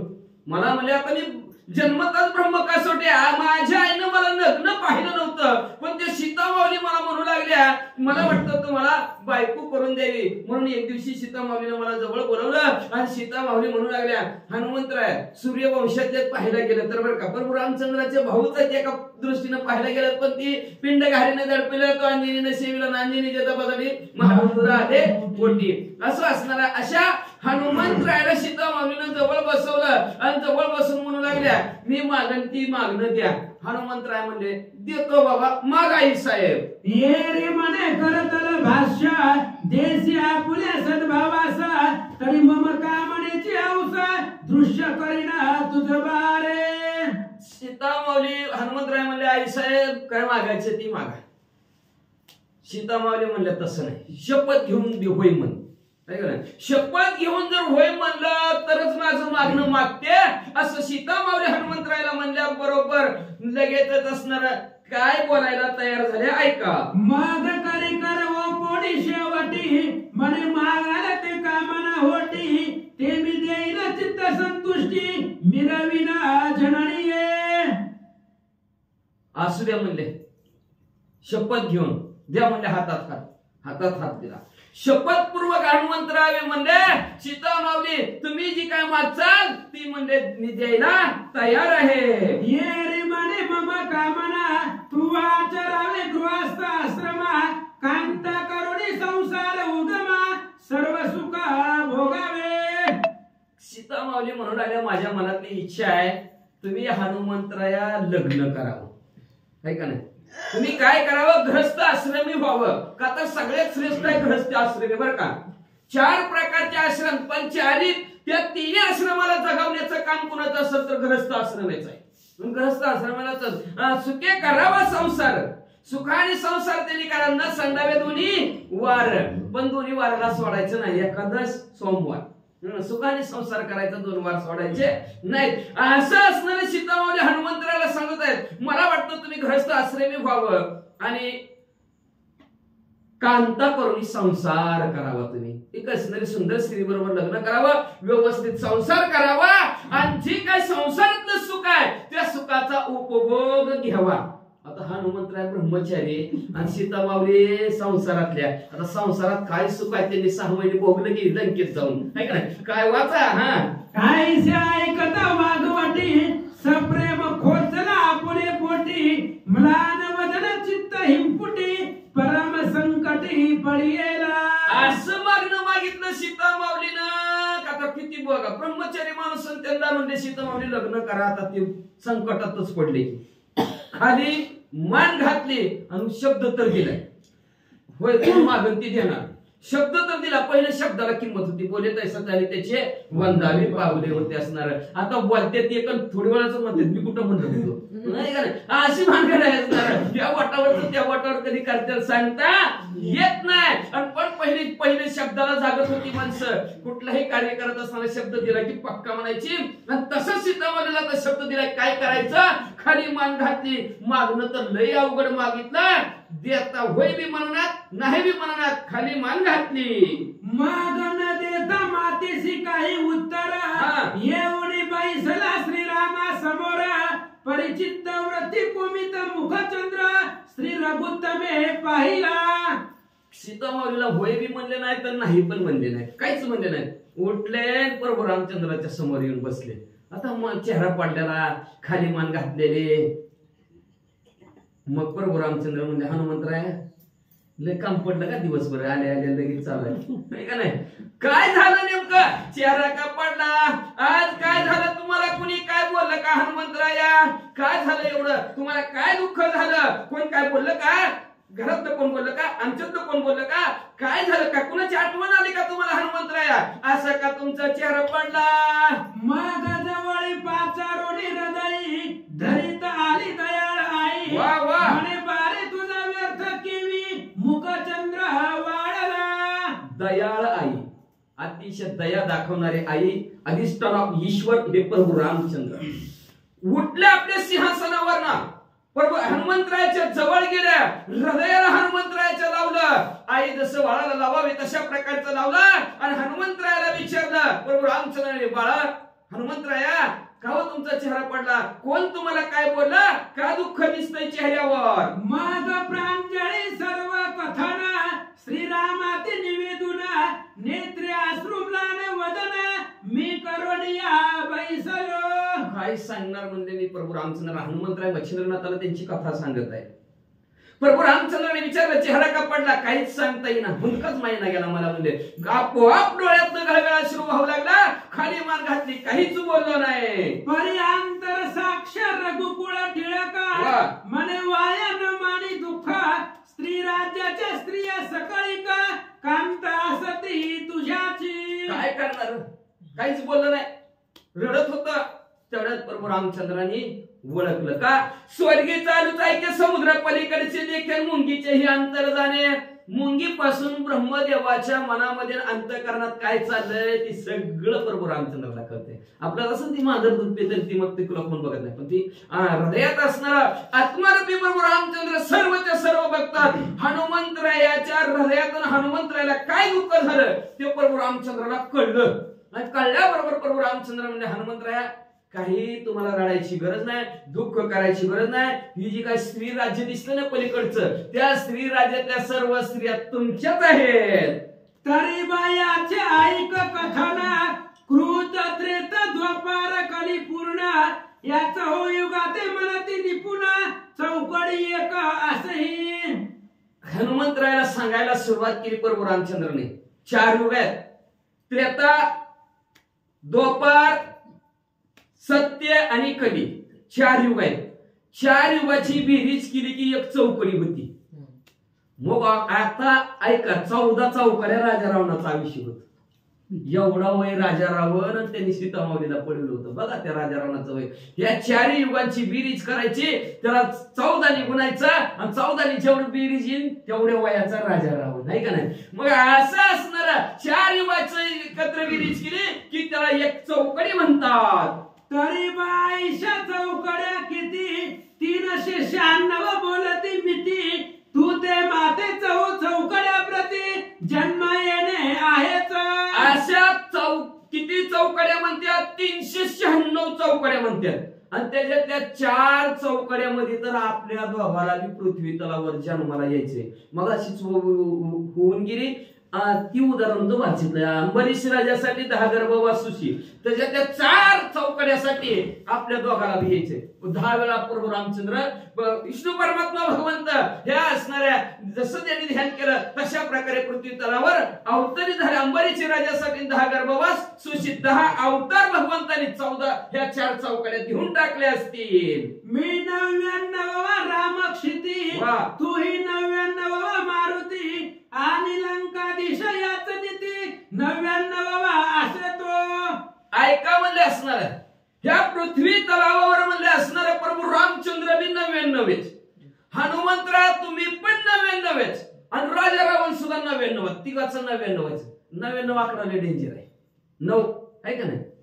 9 1 9 9 1 अधिक 1 9, लास्ट पर्यंत 9 खटतच नाही. सगळी बेरीज 9 9 9 9 ची ती.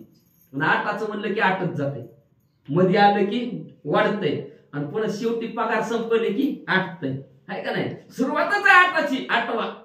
पण 9वा सुरुवातीपासून लास्ट पर्यंत 9च बेरीज, त्याच्यात वाढत बी नाही घटत बी नाही आणि समांतरच. अशा प्रकारचं समान असणाऱ्या आपण तिघच्या तिघ ह्या असणाऱ्या चौकड्यामध्ये आहोत. कुठल्या रूपात राजा फक्त विष बद्दल कुणी असणार श्रीकृष्ण परमात्मा असेल तर त्यावेळेस असणार मुचकुंद नावाने येईल, किंवा म्हणजे असणार अनेक असणार शिशुपाल वक्रदंत ही जोडी येईल. ज्यावेळेस राजा प्रभू रामचंद्र असतील त्यावेळेस राजा रावण कुंभकर्णाच्या जोडीत येतील. त्याच्या आधी असेल मी म्हणले असणार तर हिरण्य नरसिंहाचा अवतार धरला तर हिरण्याक्ष असेल, हिरण्यकश्यप असतील. असं फक्त नावं बदलतात, पण आपण सुरुवात तशाला तसं 99 जागच्या जागेवर आकडा राहणारे राहचाल. यावेळी 14 चौकड्यांचे राज्य रावण करीला ऐसे बोलती वचन, परी 14 अंकीचा आकडा मागून आखणीला विधी देतो.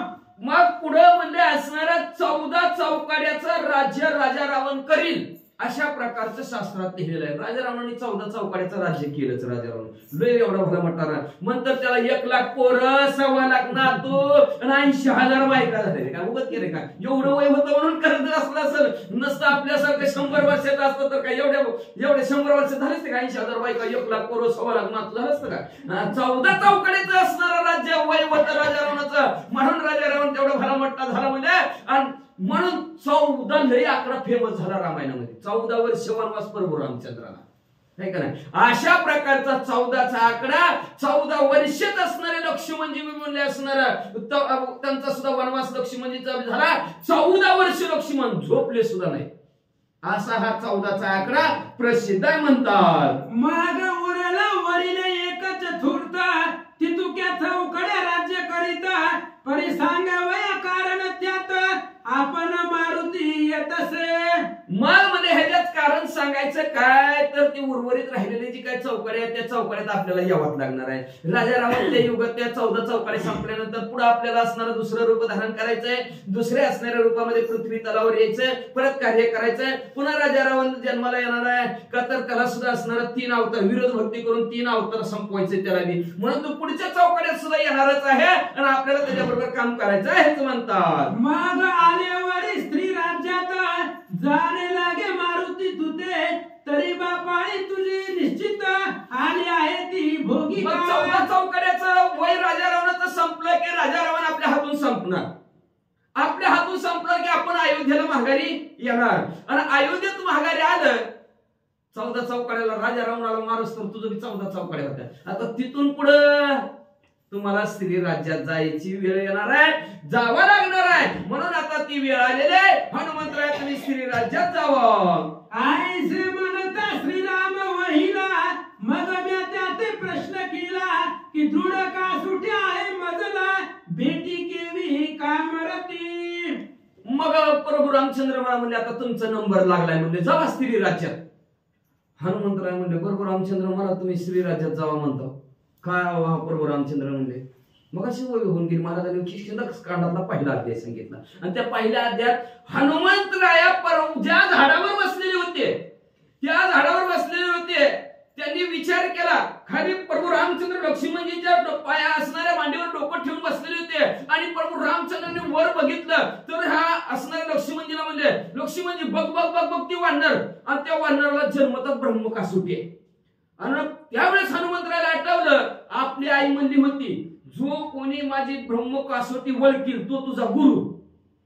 आता हनुमंतराय म्हणले, ही तर बायको हुडकीत हुडकीत हिंडायला लागलाय, ह्याच्या मांडीवर झोपलंय, आणि माझा गुरु कसा व्हायचा, गुरु कसं व्हायचं. म्हणून ती परीक्षा गुरुची घेण्यासाठी गुरु होतील का, योग्यतेचे आहेत का, ते होण्यासाठी पर्वत फेकत होते, पण रामचंद्रांना झोपता उडवून टाकले. अशा प्रकारच्या असणाऱ्या प्रभू रामचंद्रांनी सांगितलं, म्हणला तुम्हीच मला ओळखीलंय, जन्मतच ह्याला ब्रह्म कासोटी आहे, अजून तुम्हाला प्रभू रामचंद्रांनी ध्यान करून देतो. मला असणाऱ्या आमच्या आईनं मला लग्न बघितलं नाही, मला जन्मतच ब्रह्म कासोटी आहे, मग माझं असणार स्त्री काम किंवा मी स्त्री बरोबर रथ कसं होईल, माझा संसार कसा होईल, म्हणजे सांगा तुम्ही प्रभू रामचंद्र.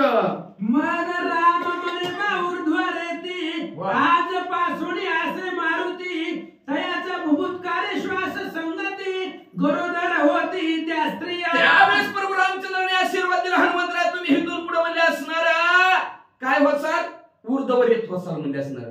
तुमचा तुम्ही होकार टाकला, जय श्रीराम म्हणला, आणि तुमचा श्वास बाहेर पडला, आणि एखादी स्त्री जवळ आली तिची आणि तुमच्या श्वासाची जर भेट झाली तर ती स्त्री गरोदर राहील. तरी तू सकळ संशय सांडून शैल्य देशी करी गमन, तुझे ब्रह्मचारी पद धडत नाही महाराज. म्हणजे असणारा हा प्रभू रामचंद्र म्हणजे तुम्ही बिंदास्त श्रीराज्यात जावा म्हणजे असणार.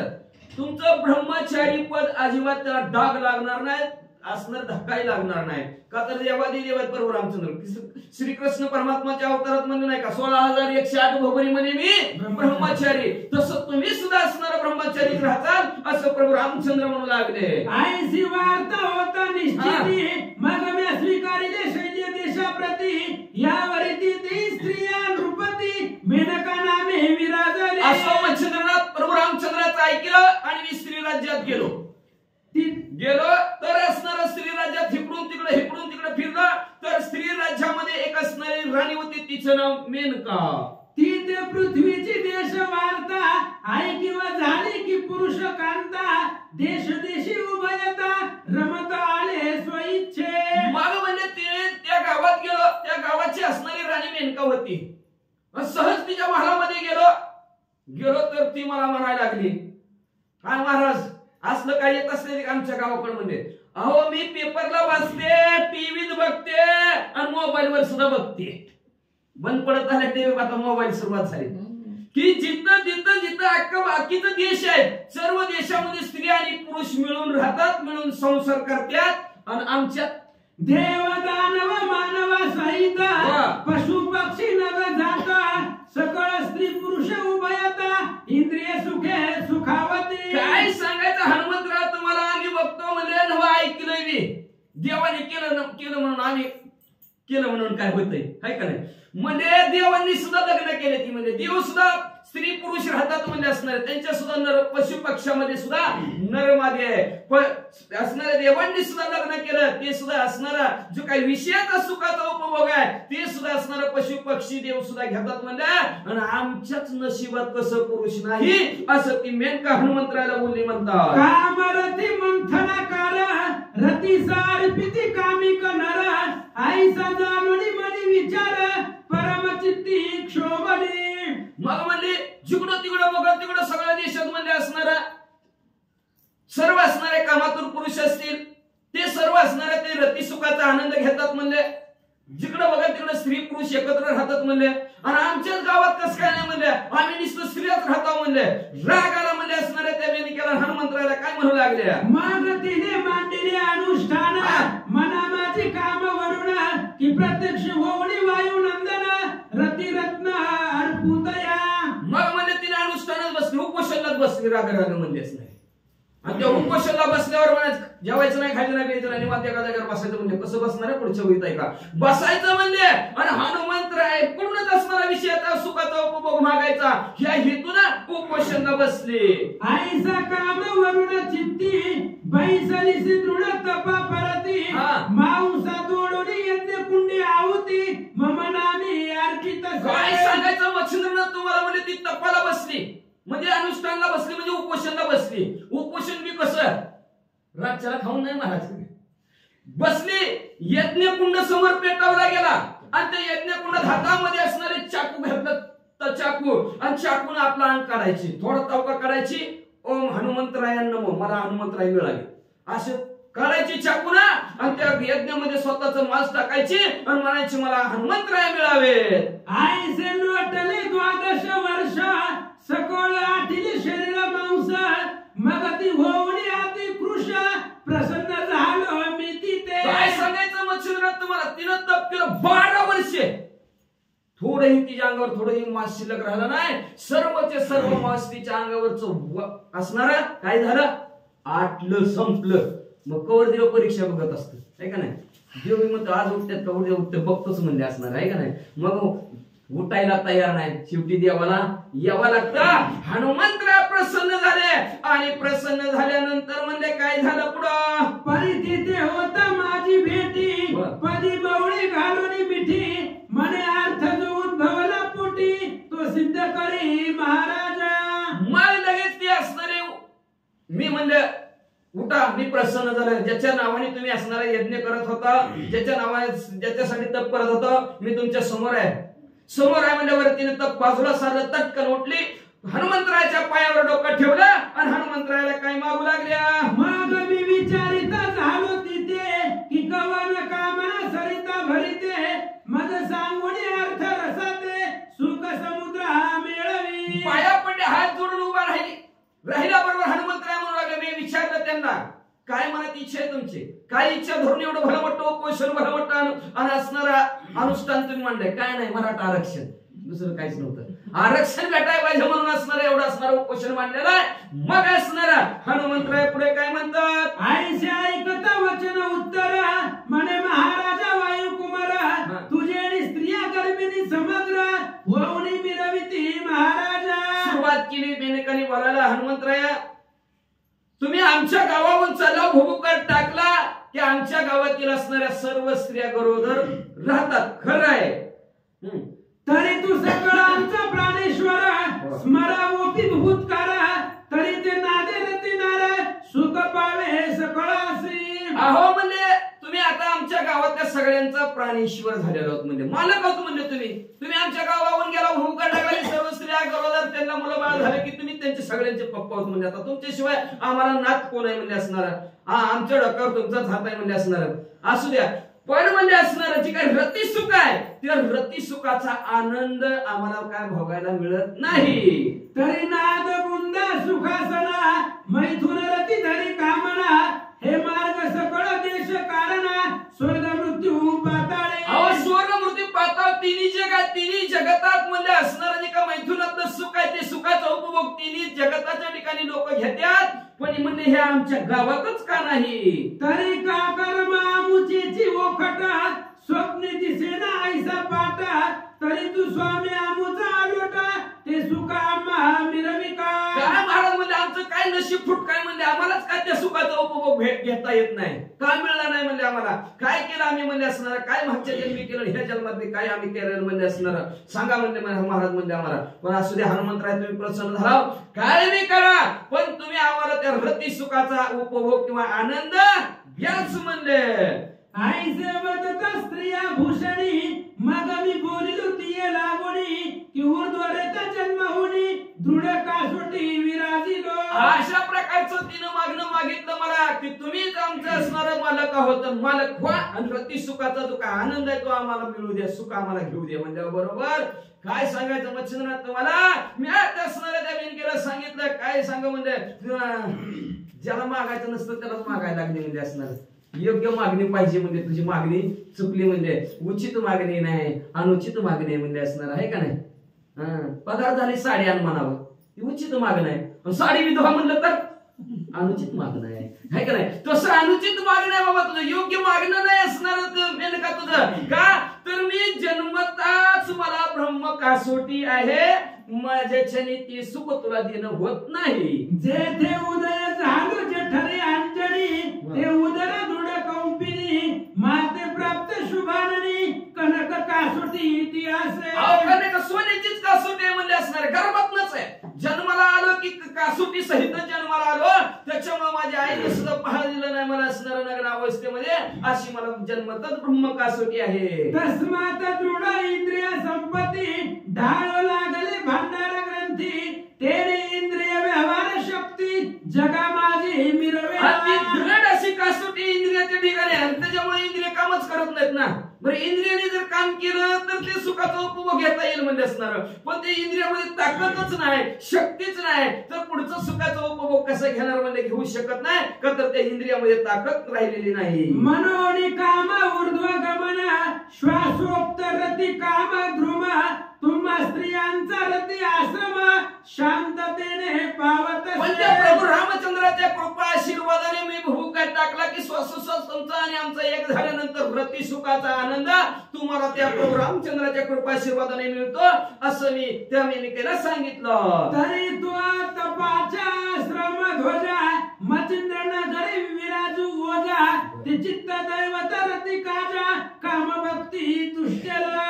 पण असू दे, जाऊ दे, म्हणजे तुमची इच्छा आहे ना देवाला पूर्ण करावं लागते, नाहीतर काय कोणी देव म्हणेल का त्याला? देव म्हणणारच नाही की देतो तो देव, द्यायचं त्याचं काम आहे, आपलं मागायचं काम आहे, पण मागणं ही उचित असावं, योग्य असावं, नाहीतर काय मागू नये. लय मागणारे हुशार काय मागणारे असणारे कशी बी असतात, काही बी असतात, असू द्या, पण मागावं काय योग्य. राजा प्रसन्न झाला आणि काय पाहिजे ती माग, काय मागितलं? चुना गेलं का मागणं फेर, तसं यावर मागतं यायला चुन्यातच खुश, संपलं का नाही. तशा प्रकारचं असणारं मागणं मागता आलं पाहिजे. तिचं मागणं पूर्ण देव, मागणी देव पूर्ण करा देव. चतुरातो शिरोमणी गुण लावण्याची खाली समर्थ देव, मागल ती देतोच देव, म्हणून त्याला मागतात म्हणजे असणार. मग असणार काय मागितलं होतं तिनं की मला रती सुखाचा आनंद आहे. हनुमंतराय म्हणजे माझ्या चरित्र देता होऊ येत नाही, पण तुझ्यासाठी म्हणजे असणारे ह्या पृथ्वी तलावर नवनारायणातील कवी नारायणाचा अवतार पृथ्वी तलावर झाल्यानंतर मच्छिंद्र नामाने ज्यावेळेस पृथ्वी तलावर वावरतील तेव्हा मच्छिंद्रनाथाला तुझ्या सुखासाठी पाठवतो. मनसी मच्छिंद्र आहे कोण, तरी तो प्रत्यक्ष कवी नारायण, तो तपाच्या कामे बैसून फलद्रुम होईल की. मग म्हणजे तुझ्या असणारा जे काय तप केलाय त्या तपा आशीर्वाद म्हणून किंवा तपाची फलप्राप्ती म्हणून ते मच्छिंद्रनाथ येतील आणि तुझ्या असणारा सुख तुला असणारे ते देतील. तू म्हणशील ते मच्छिंद्रनाथ कोण आहेत, तर ऐक पुढं. आयसे बोलून तीर्थावरती तुष्ट केली सकामारथी, तरी तू जावडी मनोरथी तुष्ट करी महाराज. आणि असणार प्रत्यक्ष कवी नारायणाच्या अवतार मच्छिंद्रनाथ आहेत म्हणजे असणार, आणि ते तुमच्याकडे पाठवतो म्हणजे असणाऱ्या महिन्याने. मग तुम्ही काय करा, जी काय असणार तुमचं जे काय सुख आहे, जो काय आनंद आहे, त्यांच्याकडून तुमच्या मनातल्या सर्वच्या सर्व असणारी इच्छा तुम्ही पूर्ण करून घ्या, आणि तुम्ही तप केलेला आहे त्या तपाची तुम्हाला फलप्राप्ती होईल म्हणतात. येरू म्हणे ऊर्ध्व रेता माते हे कार्य निरूपिता, तरी ब्रह्मचर्य तो समूळ प्रथा आमचवले जाईल. मग म्हणजे असणार मच्छिंद्रनाथाला सांगून टाकलं हनुमंतराने, मग आता तिची इच्छा पूर्ण करण्यासाठी तुम्ही जावा म्हणजे असणार. आणि मी माझं ब्रह्मचार्याचं व्रत आहे म्हणजे असणार. मच्छिंद्रनाथ म्हणले मी बी ब्रह्मचारीच आहे, मी पण ब्रह्मचारीच आहे की म्हणजे असणार. आणि मी जर मला तुम्ही स्त्री राज्यात जावं म्हणत्यात, आणि मी जर स्त्री राज्यात गेलो तर त्या ब्रह्मचार्याला डाग लागेल की लोक मला नाव ठेवतील. मी तो उदास काम शक्ती नवे मनातील नाथपंथी, जती नामी जग विख्याती जगा माझी मिरवलो. ह्या जगतामध्ये मी जती म्हणून नावारूपाला आलेलो आहे. एवढंच नाही, नवनाथ नाथ पंथातील मी आहे, आणि कामाविषयी आसक्त आहे. सक्ती मला नाही, आसक्त आहे. तरी जर स्त्री राज्यात गेलो तर लोक मला काय म्हणते, कोणाच्या तोंडाला काय हात लावता येतं का महाराज? अरे आईशी कुकर्म राहती माते घडून येता जेठी, मग वाघ देवता निंदा देवटी येऊन जगी मिरवेल. काय सांगायचं महाराज हनुमंतराय, माझ्याच्याने हे असलं वाईट काम घडणार नाही बाबा, अजिबात जाणार नाही. मला नको बाबा. काय लोक माझी निंदा करते, काय लोक माझी असणारा नाव मला ठेवते म्हणजे, काय लोकांच्या तोंडाला हात लावता येते का बाबा म्हणजे असणार. 2 तोली मांडूळ म्हणते बरं झालं गेला, एक म्हणते नाही जायला पाहिजे होत. यावर अनेक सिद्ध जगी नाथपंथी आहेत योगी, तेही योग पंथी ते प्रसंगी विटाळ माझा करती. एवढंच नाही असणार आहे. आणि त्यांना जर कळलं, अहो ब्रह्मचारी म्हणतात, योगी म्हणतात, जती म्हणतात, नाथ म्हणजे जगताचा मालक म्हणतात, जिथं कमी तिथं आम्ही असे नवनाथ आहे. पण हेच असणार स्त्री राज्यात गेले सुखाचा उपभोग घ्यायला त्याच गावात गुंतले. अहो बाकीची नाथ महाराजातली आमच्या संप्रदायातली लोक माझा विटाळ मानते रे, मला त्या नाथ पंथात हाकलून देते. एवं स्त्री संग अश्लाघ्य फार, अपकीर्तीचे दृढ भांडार, सर्व विनाशी मोहनास्त्र, स्वीकारावे हे वाटेना. सगळ्यात डेंजर आहे बाबा म्हणले असणार, तिथं धोकाच आहे म्हणले असणार, आहे का नाही? डेंजर नेलेलं असतं, हे का धोका आडवा पट्टा कुठं आहे म्हणजे असणाऱ्या स्त्री संगतामध्ये. पण काहीच असतं बरं का. आता ही मोजक्याचं सांगतात, काही असणाऱ्या का तर स्त्री हे रतन की खान, आहे का नाही? जिस नारी से पैदा हुए हनुमान भीष्म असे. आज त्या सगळं स्त्रीपासूनच तयार होतं. पण इथं असणाऱ्या जी काय काही असणाऱ्या जी काय स्त्रिया त्या स्त्रीच्या संगतीनं वाटोळं झाल्याशिवाय राहतच नाही म्हणतात असणाऱ्या. मच्छिंद्रनाथ मध्ये ते आता ब्रह्मचर्य म्हणून म्हणत असते, तसं असते. पण आपल्यासारखं म्हणणार आहे कवा होतंय, आहे का नाही? मन म्हणजे असणारा मच्छिंद्रनाथ असणारा म्हणू लागलेले आहेत. ऐका म्हणजे असणारा जी असणारे जी काय स्त्री आहे त्या स्त्रीचा संघ असणारा अतिशय खोटा आहे म्हणजे असणारा फार आहे. अपकीर्तीचं दृढ भांडार असेल तर स्त्रीचा संघ आहे म्हणजे असणारा. सर्व विनाशाला कारण कोण असेल तर स्त्री आहे म्हणजे. एवढंच नाही, मोहनास्त्र कळलं का नाही?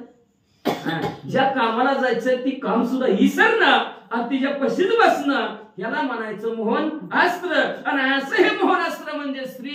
आणि असल्या अस्त्रात मला नाही बाबा गुतायचं. मच्छिंद्रनाथ आता काय बघा, आता काय उदाहरणं देतात, किती बोलतात आणि पुन्हा काय करतात. स्त्रियां सगळे बहुत नाडले, अपकीर्ती जगी मिरवले, आणि सर्व सुकृत आमचवले, हृदय पोते ते वाताचे. काय सांगायचं महाराज म्हणलं तुम्हाला हनुमंतराया, जेणे मदाभिलाषीने ते विसावर गेले, भल्या केली माती. आणि पुढच्या ववीत रावणा तुझा पहाड किती, आहे का नाही? पुढच्या ववीत रावणाचं उदाहरण असं. भल्या स्त्री संघाने असणारा सोडणार नाही म्हणजे असणार. जपी असतील तपी असतील कुणी असं जगताच्या ठिकाणी म्हणजे असणार आहे. सगळं असणार अपकीर्ती जगात झालेली आहे सगळ्यांची म्हणजे असणार. स्त्री संघात कित्येक जण तर असणार स्त्री संगतीमध्ये असणारे गेलेले आहेत. म्हणजे सर्व सुकृत आचवले, जन्माला पासून स्त्री संघ होईपर्यंत जेवढे जे पुण्य केलेलं आहे स्त्री संख्येला रिकामं पोत पुण्याचं भरलेलं पोत स्त्रीचा संख्येला की रिकामं पोत होतं. कुणाचं झालं, कसं होतं, वाचा पुढच्या वव्या. पाहे अमरेंद्र झाला भग्न, चंद्र मिरवला कलंके करुणा, समूळ राज्य विनाश रावण, स्त्री लोभे नाळला तो. म्हणजे असणारा स्त्रीचा लोक पूर्वी कुणाला घडला गेला म्हणलं 33 कोटी देवाचा राजा इंद्र आहे. पण इंद्रा पडली भगत गौतमीच 14वा अध्याय आहे का? अरण्यकांडच आहे का? महाराजांना माहितीच तुम्हाला. 14वा अध्याय असणारा रामायणामधला अरण्यकांडात असणारा. आणि त्याच्यात इंद्राचं वर्णन आहे.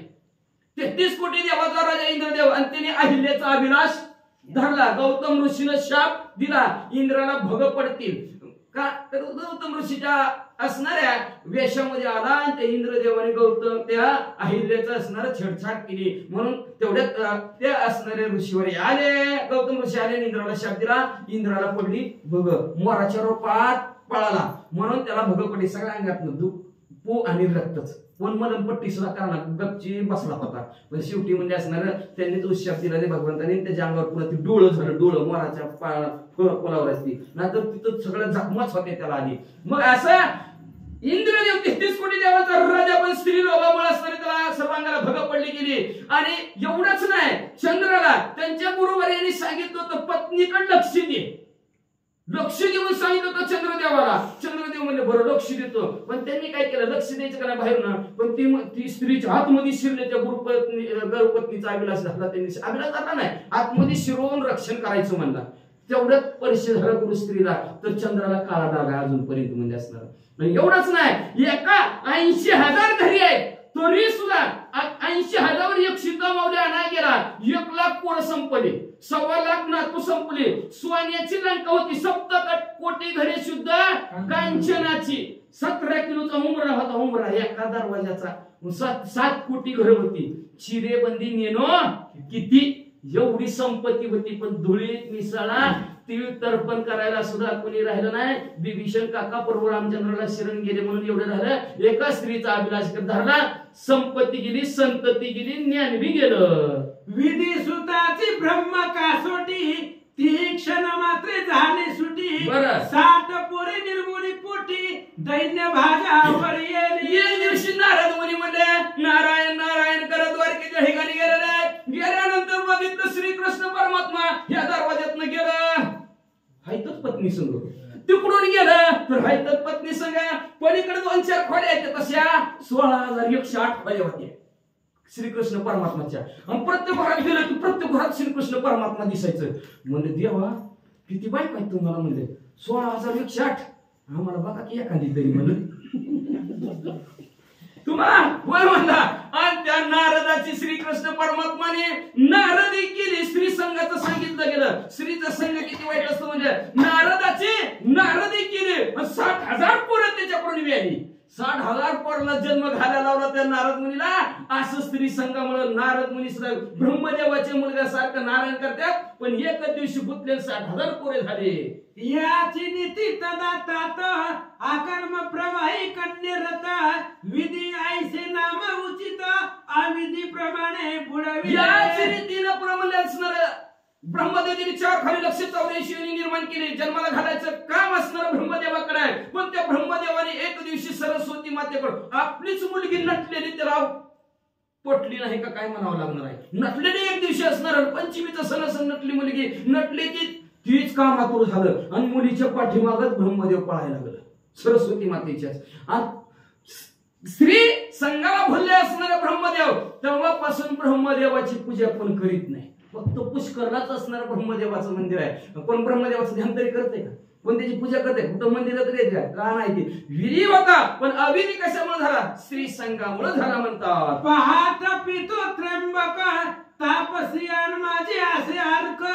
परी काम दरी अष्टोदक, भिल्लीनी उदरी बघा देव के देव बरे महादेव म्हणतात त्यांना. सगळ्यात देव मोठा पण भिल्लनी के पीछे यांनी सुद्धा म्हणजे तपांमध्ये श्रेष्ठ कोण असतात तर महादेवजी म्हणतात. पण त्या महादेवजीने एक दिवशी त्या भिल्लनीला पाहिला गेला, जप तप बाजूला सोडला आणि महादेवजी त्या भिल्लनीच्या पाठीमागे पळू लागले. धन्याय तपो जेठी, काम रंबेच्या करोणी पोटी. आंजवणी तप घे नरोटी, तन्यायाची मिरवी तसे. बघा त्या न्यायाने तपांमध्ये श्रेष्ठ असणारे काय त्या रंभेच्या पाठीमागे असणारे लागलेले आहेत. आपण बघतो की ते गाढवाच्या लग्नात ते बघा पुढे कथा ऐकायला मिळणार आपल्याला. म्हणजे असणार अनेक असणारे कामातून झालेले रंभेच्या पाठीमागे गेलेले आहेत. आणि आपलं जे काय तप आहे ते सगळंच्या सगळं संपूर्ण हातात नरोटी भिक्षा पात्र अवलंबलेले ते असणारे स्त्री संघामुळे. त्याच्यात विश्वमित्र असतील, व्यास महाराजांचे वडील त्यांचं काय पराशर ऋषी, ती तप पराशर ऋषी. आणि एका नावातनं जात होते आणि नावातनं जात असताना कोळ्याची मुलगी चालवत होती नाव. मुलगी बघितली त्यांनी आणि मुलगी बघितली तेवढी सुंदर त्यांना वाटली. 3.5 कल्प आयुष्य होतं, एवढं तप होतं आणि एवढं असणार त्यांचं आयुष्य होतं आणि एवढं पुण्य होतं. ती 3.5 कल्पाचं पुण्य होतं आयुष्य जगायचं. पण तेव्हा त्या स्त्रीवर त्या मुलीवर मन गेलं आणि तिला म्हणलं कामरती सुखाचा अनुभव पाहिजे म्हणल्याबरोबर ती म्हणले दिवस असतं का म्हणले असणार. एक कल्प असणार त्याने आपलं पुण्य असणारा विषय संपला. दिवसाचा अंधार व्हावा, दिवसाचा अंधार केला. मग नावेत चालत होती म्हणजे नावेत असतं का पाण्यात असतं का म्हणजे जरा बाहेर. मग त्यांनी एक कल्पाविषय नावच बाहेर काढली. आणि कोळ्याची मी म्हणजे हिंद्रीन काय बनी दिसते मला सुंदर. त्यांनी असणार पुढेच असणारा जे का आपलं का पुण्य आहे ती पुण्य माझं सगळं जाऊ दे पण हिला सुंदर बनव, हिला सुंदर बनव. एवढं तपांमध्ये श्रेष्ठ असणाऱ्या पराशर सुदे हातात त्या एका स्त्रीमुळे एका नावेतल्या मुलीमुळे असणाऱ्या हातात नरटी पात्र धरावं लागलं म्हणतात. आईचा विश्वामित्र तो अमित्र झाला, याची नीती वदसी मला. तरी वडी काम करीला, व्याघ्र भया नांदवी. अशाच प्रकारचे विश्वमित्र सुद्धा म्हणजे असणार आहे. न स्त्री अथवा असणारा पुरुष कुणी का असणार म्हणजे असणार. पण स्त्रीचा संघ जर धरला पण कसा कामातून दृष्टीने जर धरला तर म्हणजे नक्की त्याची फजिती झाली. विश्वाचं मित्र होतं पण को मित्र झाला. कशामुळं हे असणार 3.5 कल्प आयुष्य असणार घालवलं स्त्री संघामुळे असणार अशा प्रकारे असणारा भल्याला असणारा स्त्री संघामध्ये असणारा संपवलेला आहे. हनुमंतराया मला तुम्ही स्त्रीचा संघ धर्म म्हणता का म्हणजे एवढी उदाहरणं दिली मच्छिंद्रनाथाने एवढा प्रभू हनुमंतरायाला मच्छिंद्रनाथाने सांगितलं पुन्हा पुढे काय झालंय का कोणी मच्छिंद्र वचन मने बारे योग ध्रुमन या नादी राहती पूर्ण भोग भोगिता निर्दोष. मग हनुमंतराय म्हणू लागलेले आहेत नाही हो ही जी काय असणारा भोगतो न घडे संचिता वाचून बर का आपलं पाप पुण्याशिवाय भोग कुणाला घडतच नाही म्हणजे असणार आणि हे पूर्वीपासून भोग भोगावाच लागणार आहे म्हणजे प्रारब्ध कोणाशी टळेना आणि भोग कुणालाच असणार संचिताचा भोग कुणाला टाळलेला नाही म्हणजे असणार ही भोग आपल्याला भोगावत लागणार आहे पूर्वीपासून अनादी म्हणजे परंपरेने अनादीपासून चाललेला जरी आपण तरी तिथं भोग घेतला तरी आपण निर्दोष होणार आहोत का तर प्रभू रामचंद्र श्रीकृष्ण परमात्माच्या अवतार निर्दोष प्रभू रामचंद्र आहेत मग मी हनुमंतराय ब्रह्मचारी निर्दोष आहे भूभुकार टाकून तसंच तुम्ही बी जैसे रामे मजला कथिले 99 मारुती असे वदले तन्मय तुम्ही भले 99 अससी तू जसं ते प्रभू रामचंद्राने सांगितलं राजा रावण 99 हनुमंतराय 99 प्रभू रामचंद्र 99 तसंच मच्छिंद्रनाथ तुम्ही बी 99 की म्हणजे चलू द्या तरी अनादी राहटी भोगिता झाला भामिनी 20 कोटी मौनी नाथ एवढी पोटी कीर्ती अर्क मिरवेला अनादी परंपरेने चालत पूर्वीपासून असणारा चालत आलेला भोग घ्यायचा असणारा आणि तो भोग असणारा तुम्ही असणारा 20 कोटी भाविनी म्हणजे असणार तिथली संख्या म्हणजे असणार आणि अशा प्रकारचं असणार तुम्ही तिथं कर्म करचेल म्हणजे सुखाने आनंदाने आणि पूर्वी लिहिलेलं आहे तुम्ही तिथं जाणार आणि मी नाताला जन्माला घालणार तव तात जो परिचर वसू तव तो उदय येईल वसू कीर्ती ते मही प्रकाशू महाप्रचंड तुमच्यात असणारे उपरीचर वसू त्या पोराच्या निमित्ताने तुमच्या तिथं पोटाला जन्माला येतील ऐसे सांगोडी वायुसुता प्रसन्न केले चित्त दैवता भगवरदान वाणी रुकावर वंत मच्छिंद्रनाथा देत असे अशा प्रकारे हनुमंतरायाने समजून काढली तुम्हाला तिथे गेल्यावर पोरं होणार आहे का नाही वा वा वा बरं मच्छिंद्रनाथ म्हणजे बरं झालं बाबा तेवढं तर मग म्हणजे असणार बरं वाटलं मच्छिंद्रनाथाला म्हणजे आणि तुमचे जो प्रिचर बसू म्हणजे नाही का आपण म्हणतो आज पोटाला आला बाप पोटाला आला चालवा त्याची नावं आणि तशा प्रकारे म्हणजे असणारे ते ओपरीचर बसू तुमचे वडील त्या पोराच्या नावाने असणाऱ्या त्या तुमच्या तिथं पोटाला जन्माला येतील कीर्तीचा ध्वज त्यांचा स्वर्गमंत्री पाताळामध्ये पसरेल असं म्हणल्याबरोबर मच्छिंद्रनाथाला जरा बरं वाटलं आणि बरं वाटल्यावर मच्छिंद्रनाथ काय म्हणतात जैसे शुक्रे अमित्र सुता प्रसन्न भवनी चित्त सविता देवणी मंत्र संजीवनी अर्था प्रभू लागे मिरवला जसं म्हणजे असणारा शुक्राचार्य आहेत त्या शुक्राचार्याने म्हणजे असणारा कचाला संजीवनी नावाचा मंत्र शिकवला कुणाचं इंद्राचा मुलगा होता संजीवनी आणि संजीवनी मंत्र फक्त राक्षसांना पूर्वी यायचा देवाला येतच नव्हता त्याच्यामुळे काय करायचं संजीवनी मंत्रामध्ये राक्षस जिवंत व्हायची देवाची फजिती व्हायला लागली मग इंद्रदेवाने ठरवलं आपलाच मुलगा शुक्राचार्याकडे पाठवायचा आणि त्याच्याकडून संजीवनी नावाचा मंत्र शिकायचा मग जसं म्हणजे कच्याने प्रयत्न करून शिकला का तर देवयानी नावाची मुलगी होती त्या शुक्राचार्याला या दोघांचं जमलं आणि पोरगी म्हणजे पप्पा केला तर हीच नाही तर दुसरा नकोच ती शुक्राचार्याने त्याला 3 वेळा मारला जिवंत देवाचा पोरगा आहे म्हणून शिकवला नाही मंत्र पण पोरगी म्हणजे ती मेला किनी मध्ये त्या पोरीच्या हट्टापायी त्या दैत्यांचे गुरु असणाऱ्या शुक्राचार्याने त्या असणाऱ्या देवयानीच्या हट्टापोटी कचाला संजीवनी नावाचा मंत्र शिकवला आणि कचाने तेच आपल्या इंद्रदेवाला मंत्र शिकवला आणि देवतत्वापासून संजीवनी मंत्र आला देविया मित्र कुळाचा राज्य स्थापिले भक्ती काजा नेणू विभीषण शत्रू अनुजा केला सरता चिरंजीव अशा प्रकारे म्हणजे असणाऱ्या प्रभू रामचंद्र आहेत त्या प्रभू रामचंद्राला भक्ती आणि युक्तीच्या जोरावर आणि शरण प्रभू रामचंद्राला जायचं हा हेतू ठेवून विभीषण काका शरण प्रभू रामचंद्राला गेले आणि चिरंजीव झाले तशा प्रकारे तन्मय घातक वसू नेणुनी काम शरापासू रुकारते समयासू अंजनी सुता पैकेला अशा प्रकारचं त्यांना घातक वाटत होतं पुढे जायचं म्हणजे काय का नाही पण अशी उदाहरणं देऊन देऊन गोड बोलून हनुमंतराने त्यांना राजी केलं. मुलगा चांगला होईल, असं होईल, तसं होईल म्हणजे असणार. त्याच्या कीर्तीचा धोंडा फडकेल म्हणजे तसाच तुमचा मुलगा बी तसं त्या कच्छ झाला, जसं इंद्रदेव झाला तसा तुमचा बी मुलगा होईल म्हणल्याबरोबर मच्छिंद्रनाथाचं मन टिकवलं, उभा केला आणि पुढं माग करोनी नमना नमना अवश्यपणे करिता गमना अदृश्य पाहुणे वायुनंदना मच्छिंद्रनाथ चाली. अशा प्रकारचं असणार. दोघांचं बोलणं झालं. मच्छिंद्रनाथ म्हणले राम राम महाराज जातो, हनुमंतराय म्हणले राम राम. हनुमंतराय तिथं गुप्त झाले आणि मच्छिंद्रनाथ आता पुढे निघाले. सहज चालला महिपाटी आर्त हिंगळ देवी बेटी आईसे गमुनी तया वाटी येऊन या पोहोचला. असं म्हणजे असणार. मच्छिंद्रनाथ तीर्थयात्रा करायला जाता जाता हिंगलाज देवीचं मंदिर ऐकलं गेलं आणि हिंगलाज देवीचं असणार मंदिरात असणार दर्शन घ्यावं. आंध्र प्रदेश मध्ये हिंगलाज देवीचं मंदिर आहे. आपल्या भाषेत सुद्धा हिंगलाज देवीचं मंदिर आहे. कुठं आहे कुणाला माहिती असेल तर सांगा हिंगलाज मंदिर कुठं आहे. हा तात्याचं लग्न झालं ती हिंगलाज देवीचं मंदिर आहे बघा. कुठं आहे तर ती नानसकरच्या बेकरी समोर. तिथं असणार कसबा असं कुठली कधी मला माहित नाही, पण तिथं हिंगलाज देवीचं मंदिर आहे आणि त्या हिंगलाज देवीचं दर्शन घ्यावं असा विचार मच्छिंद्रनाथांनी केला. तव ते शक्तीद्वारे रक्षक असती दक्षाचारी अष्टभैरव कृतांत सागरी जिंकू पाहती कृतांत. मग त्या देवीच्या दर्शनाला जायचं मच्छिंद्रनाथांनी विचार केला. तिच्या देवळाच्या मंदिरासमोर मच्छिंद्रनाथ उभा राहिले तर मच्छिंद्र त्या देवीच्या दर्शनाला जात असताना 4 असणाऱ्या गर्भम असणारे तिथं द्वारपाळ उभा आहेत. त्याच्यानंतर 8 भैरव समोर देवीच्या उभा आहेत म्हणजे कुणालाच आतमध्ये जाऊ देत नव्हते. आणि शतकोटी चामुंडा शंकिनी टंकिनी प्रचंडा त्याही तीव्र ब्रह्मांड ग्रासू पाहती कृतांतपणे. कृतांत काळाला सुद्धा हरवण्याची ज्याच्यामध्ये ताकद अशी अष्टभैरव काळ कृतांतासारखी होती. तसेच म्हणजे ह्या हजारो शंकिनी डंकिनी या चंडा मुंडा रंडा सर्वच्या सर्व म्हणजे हजारो सुद्धा काळाला सुद्धा मारतील अशा प्रकारच्या उभ्या होत्या राखण देवीला. यावरी अर्णव बहुकर कश नाना पर्वत विशेष त्यात व्याघ्रती सावजरीस येऊ येऊ म्हणतात. आणि त्यात म्हणजे असणारं भलं मोठं जंगल होतं. त्या जंगलात हिकडून वाघाची डरकाळी तर तिकडून बिबट्याचा आवाज.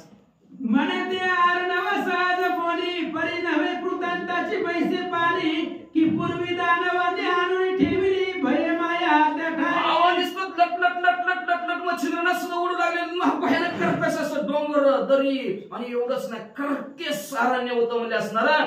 जणू काय म्हणजे एखाद्या राक्षसाने हितनं कोणी चालला की घाबरूनच मारावा अशासाठी नव काळानेच हित असणारे असं जंगल निर्माण केलं की काय असलं जंगल लागलं. की ते अर्णव पाहता सहज तेची दैवतांची तेजा विरुणी जाय मुळे माझं नको नको मनवणी. भला भला असणारा कधी भला मोठा देव असला आणि त्यांनी जर ती जंगल बघितलं की संपाला घाबरगुंडीत त्याची उडवणार. बड्या बड्याचा माजीरला जाईल अशा प्रकारचं जंगल आहे. असं त्या जंगलातून मच्छिंद्रनाथ निघालेले आहे. कंटक वन जाळया संधी भयानक सावजी अपार मांदी पाहता क्षणी कामना बुद्धी विरुणी जाय तत्काळ. अहो म्हणजे भयानक भले मोठे असणारे येड्या बाबळीची पसरीबी झाडं एकमेकात गुंतलेली झाडं म्हणजे असणार. काटेरी वन म्हणजे असणार. कुणी गेला तर घाबरून जीवच सोडेल. हिकडून एखाद्या सिंहाचा आवाज तिकडून एखाद्याची डरकाळी असली हे असणार हिंस्र प्राण्यांचा आवाज हिकडून तिकडून येत होता. तिथून मच्छिंद्रनाथ निघालेले आहेत. ते न पवे वायुनंदना परम भयभीत मना कृतांत पत्नीचे कानना भक्षील म्हणून पळत असे. अहो तिथं स्वतः हनुमंतराय सुद्धा त्या जंगलात जात नव्हते. का तर ही काळाची पत्नीच आहे ती जंगल म्हणजे. आणि त्यांनी तिथं आला की त्याला गिळून टाकायचं म्हणून अशा प्रकारचं जंगलच त्या काळाने निर्माण केलं की काय म्हणून हनुमंतराय सुद्धा त्या जंगलात न जात नव्हते पण ते जंगलात न मच्छिंद्रनाथ निघालेले आहेत. आसवाईसी वात गोष्टी मित्र उदेल परम पाठी की येते संचरता रश्मी दाटी ग्रासील मग काय करू. काय सांगायचं म्हणजे ती झाडे एकामेकात गुंतलेली दिवसात सुद्धा अंधार. जणू ती सूर्य सुद्धा घाबरायचा की पृथ्वीवर आपलं किरण पडायला नको तिथलं म्हणून सूर्य सुद्धा घाबरेल अशा प्रकारचं म्हणजे समजलं का की झाडाची एवढी झाडांची तिथं दाट होती की सूर्याचं किरण सुद्धा पृथ्वीवर पडत नव्हतं. अंधार दिसायचा. येवणी ते परी कानन पाहता रश्मी संचारू न देई सविता आश्वाईसी कानन वार्ता संकट भयाचे स्थान चित्ताचे. मग चित्ताला संकट संकट पडेल, भीती चित्ताच्या ठिकाणी निर्माण होईल, अशा प्रकारचं ते स्थान होतं म्हणजे असणार. बघा सूर्याचं किरण सुद्धा खाली पडत नाही म्हणजे दिवसावी अंधारच की. आणि अशा काळ्या कुट्ट दिवसाच्या अंधारात ना मच्छिंद्रनाथ त्या जंगलात हिंगलाज देवीच्या दर्शनासाठी निघालेले आहेत. ते सिद्ध मुनी रावा संचरला आपल्या प्रतापे गौरवा, ती कथा रसज्ञ ज्ञानदेवा श्री गुरु माझा वगेल की. असो म्हणजे त्या महाभयानक जंगलातून असणाऱ्या शिवरीवीर पराक्रमी आपल्या ताकदीच्या आणि गौरवाच्या जोरावर मच्छिंद्रनाथ कसं पार करते ते जंगल असणार, करतांतासारखं काळासारखं असणार. कळी काळावर घातली का असं एका हुनी बळी रे. काळावर सुद्धा काळ गुलाम सलाम करेल तुपे अघरी राबतो, तसं काळाला सुद्धा कसं हरवतील मच्छिंद्रनाथ, कसे पोचतील ते सद्गुरु आमचे पुढचे अध्याय सांगतील असे ग्रंथकर्ते बोलतात. तरी स्मृती ठेवून येता प्राशन कर कथा अमृता, मग भवरोगाचे अपार भरिते दुःख क्लेश नांदेना. ऐका म्हणजे असणारे हरिस्मरणे ठेवून बरोबर का, भगवंताचं नामस्मरण करा आणि कथा ऐका. नामस्मरण करत करत असणारी जर तुम्ही कथा ऐकली तर तुमच्या जीवनातील व्यथा संपत्ती. आणि सगळ्यात मोठा भवरोग आहे. डॉक्टर आणा, डॉक्टरचा बाप नवर डॉक्टरचा आजापांचा आणा आणि त्याला म्हणायचं असं इंजेक्शन भरभरून पैसे देतो, भवरोग जायचं इंजेक्शन दे. ती म्हणे माझ्या 7 पिढ्या डॉक्टर करीत गेल्या पण अजून आम्हाला कळलं नाही भवरोग कशाने जातो. ती आम्ही असणार जातच नाही. भवरोग म्हणजे असणार जन्म आणि मरणाचा रोग आहे. कोणाला सुद्धा कोणाला सुद्धा नाही. एकच त्याला औषध आहे, फक्त भगवंताचं नामस्मरण. भगवंताचं नामस्मरण केलं की तुटे भवरोग, भवरोग संपला जातो असणारा. आणि भवरोगाला एकच औषध आहे हरिस्मरण. भगवंताचं नामस्मरण करा, चिंतन करा आणि कथा ऐका. हा ग्रंथ केवळ चिंतामणी, हरेल चित्ताची काळजी मुळावणी, जैसे वृश्चिक दंशा लागुनी विषशोषी महाराजा. मग म्हणजे असणारा ही जी काय असणार सर्व दुःख संपवणारी कथा. हे तर ग्रंथ कसा आहे, चिंतामणी, चिंता हरून टाकणारा चिंतामणी नावाचा असणार हा ग्रंथ आहे. म्हणजे असणार का तर चित्तात लय धुसधुशी असते, लय काळजी असते, आणि ही काळजी आणि धुसधुस संपवून टाकणारा असणारा ग्रंथ आहे.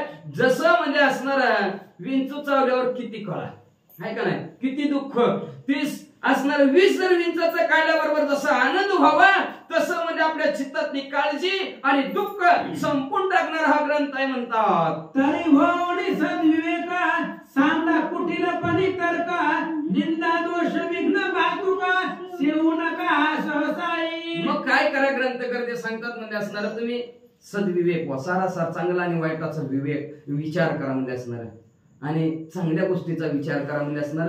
का तर तर्क कुतर्क बाजूला काढा, का तर नको तर्किकाचा संघ.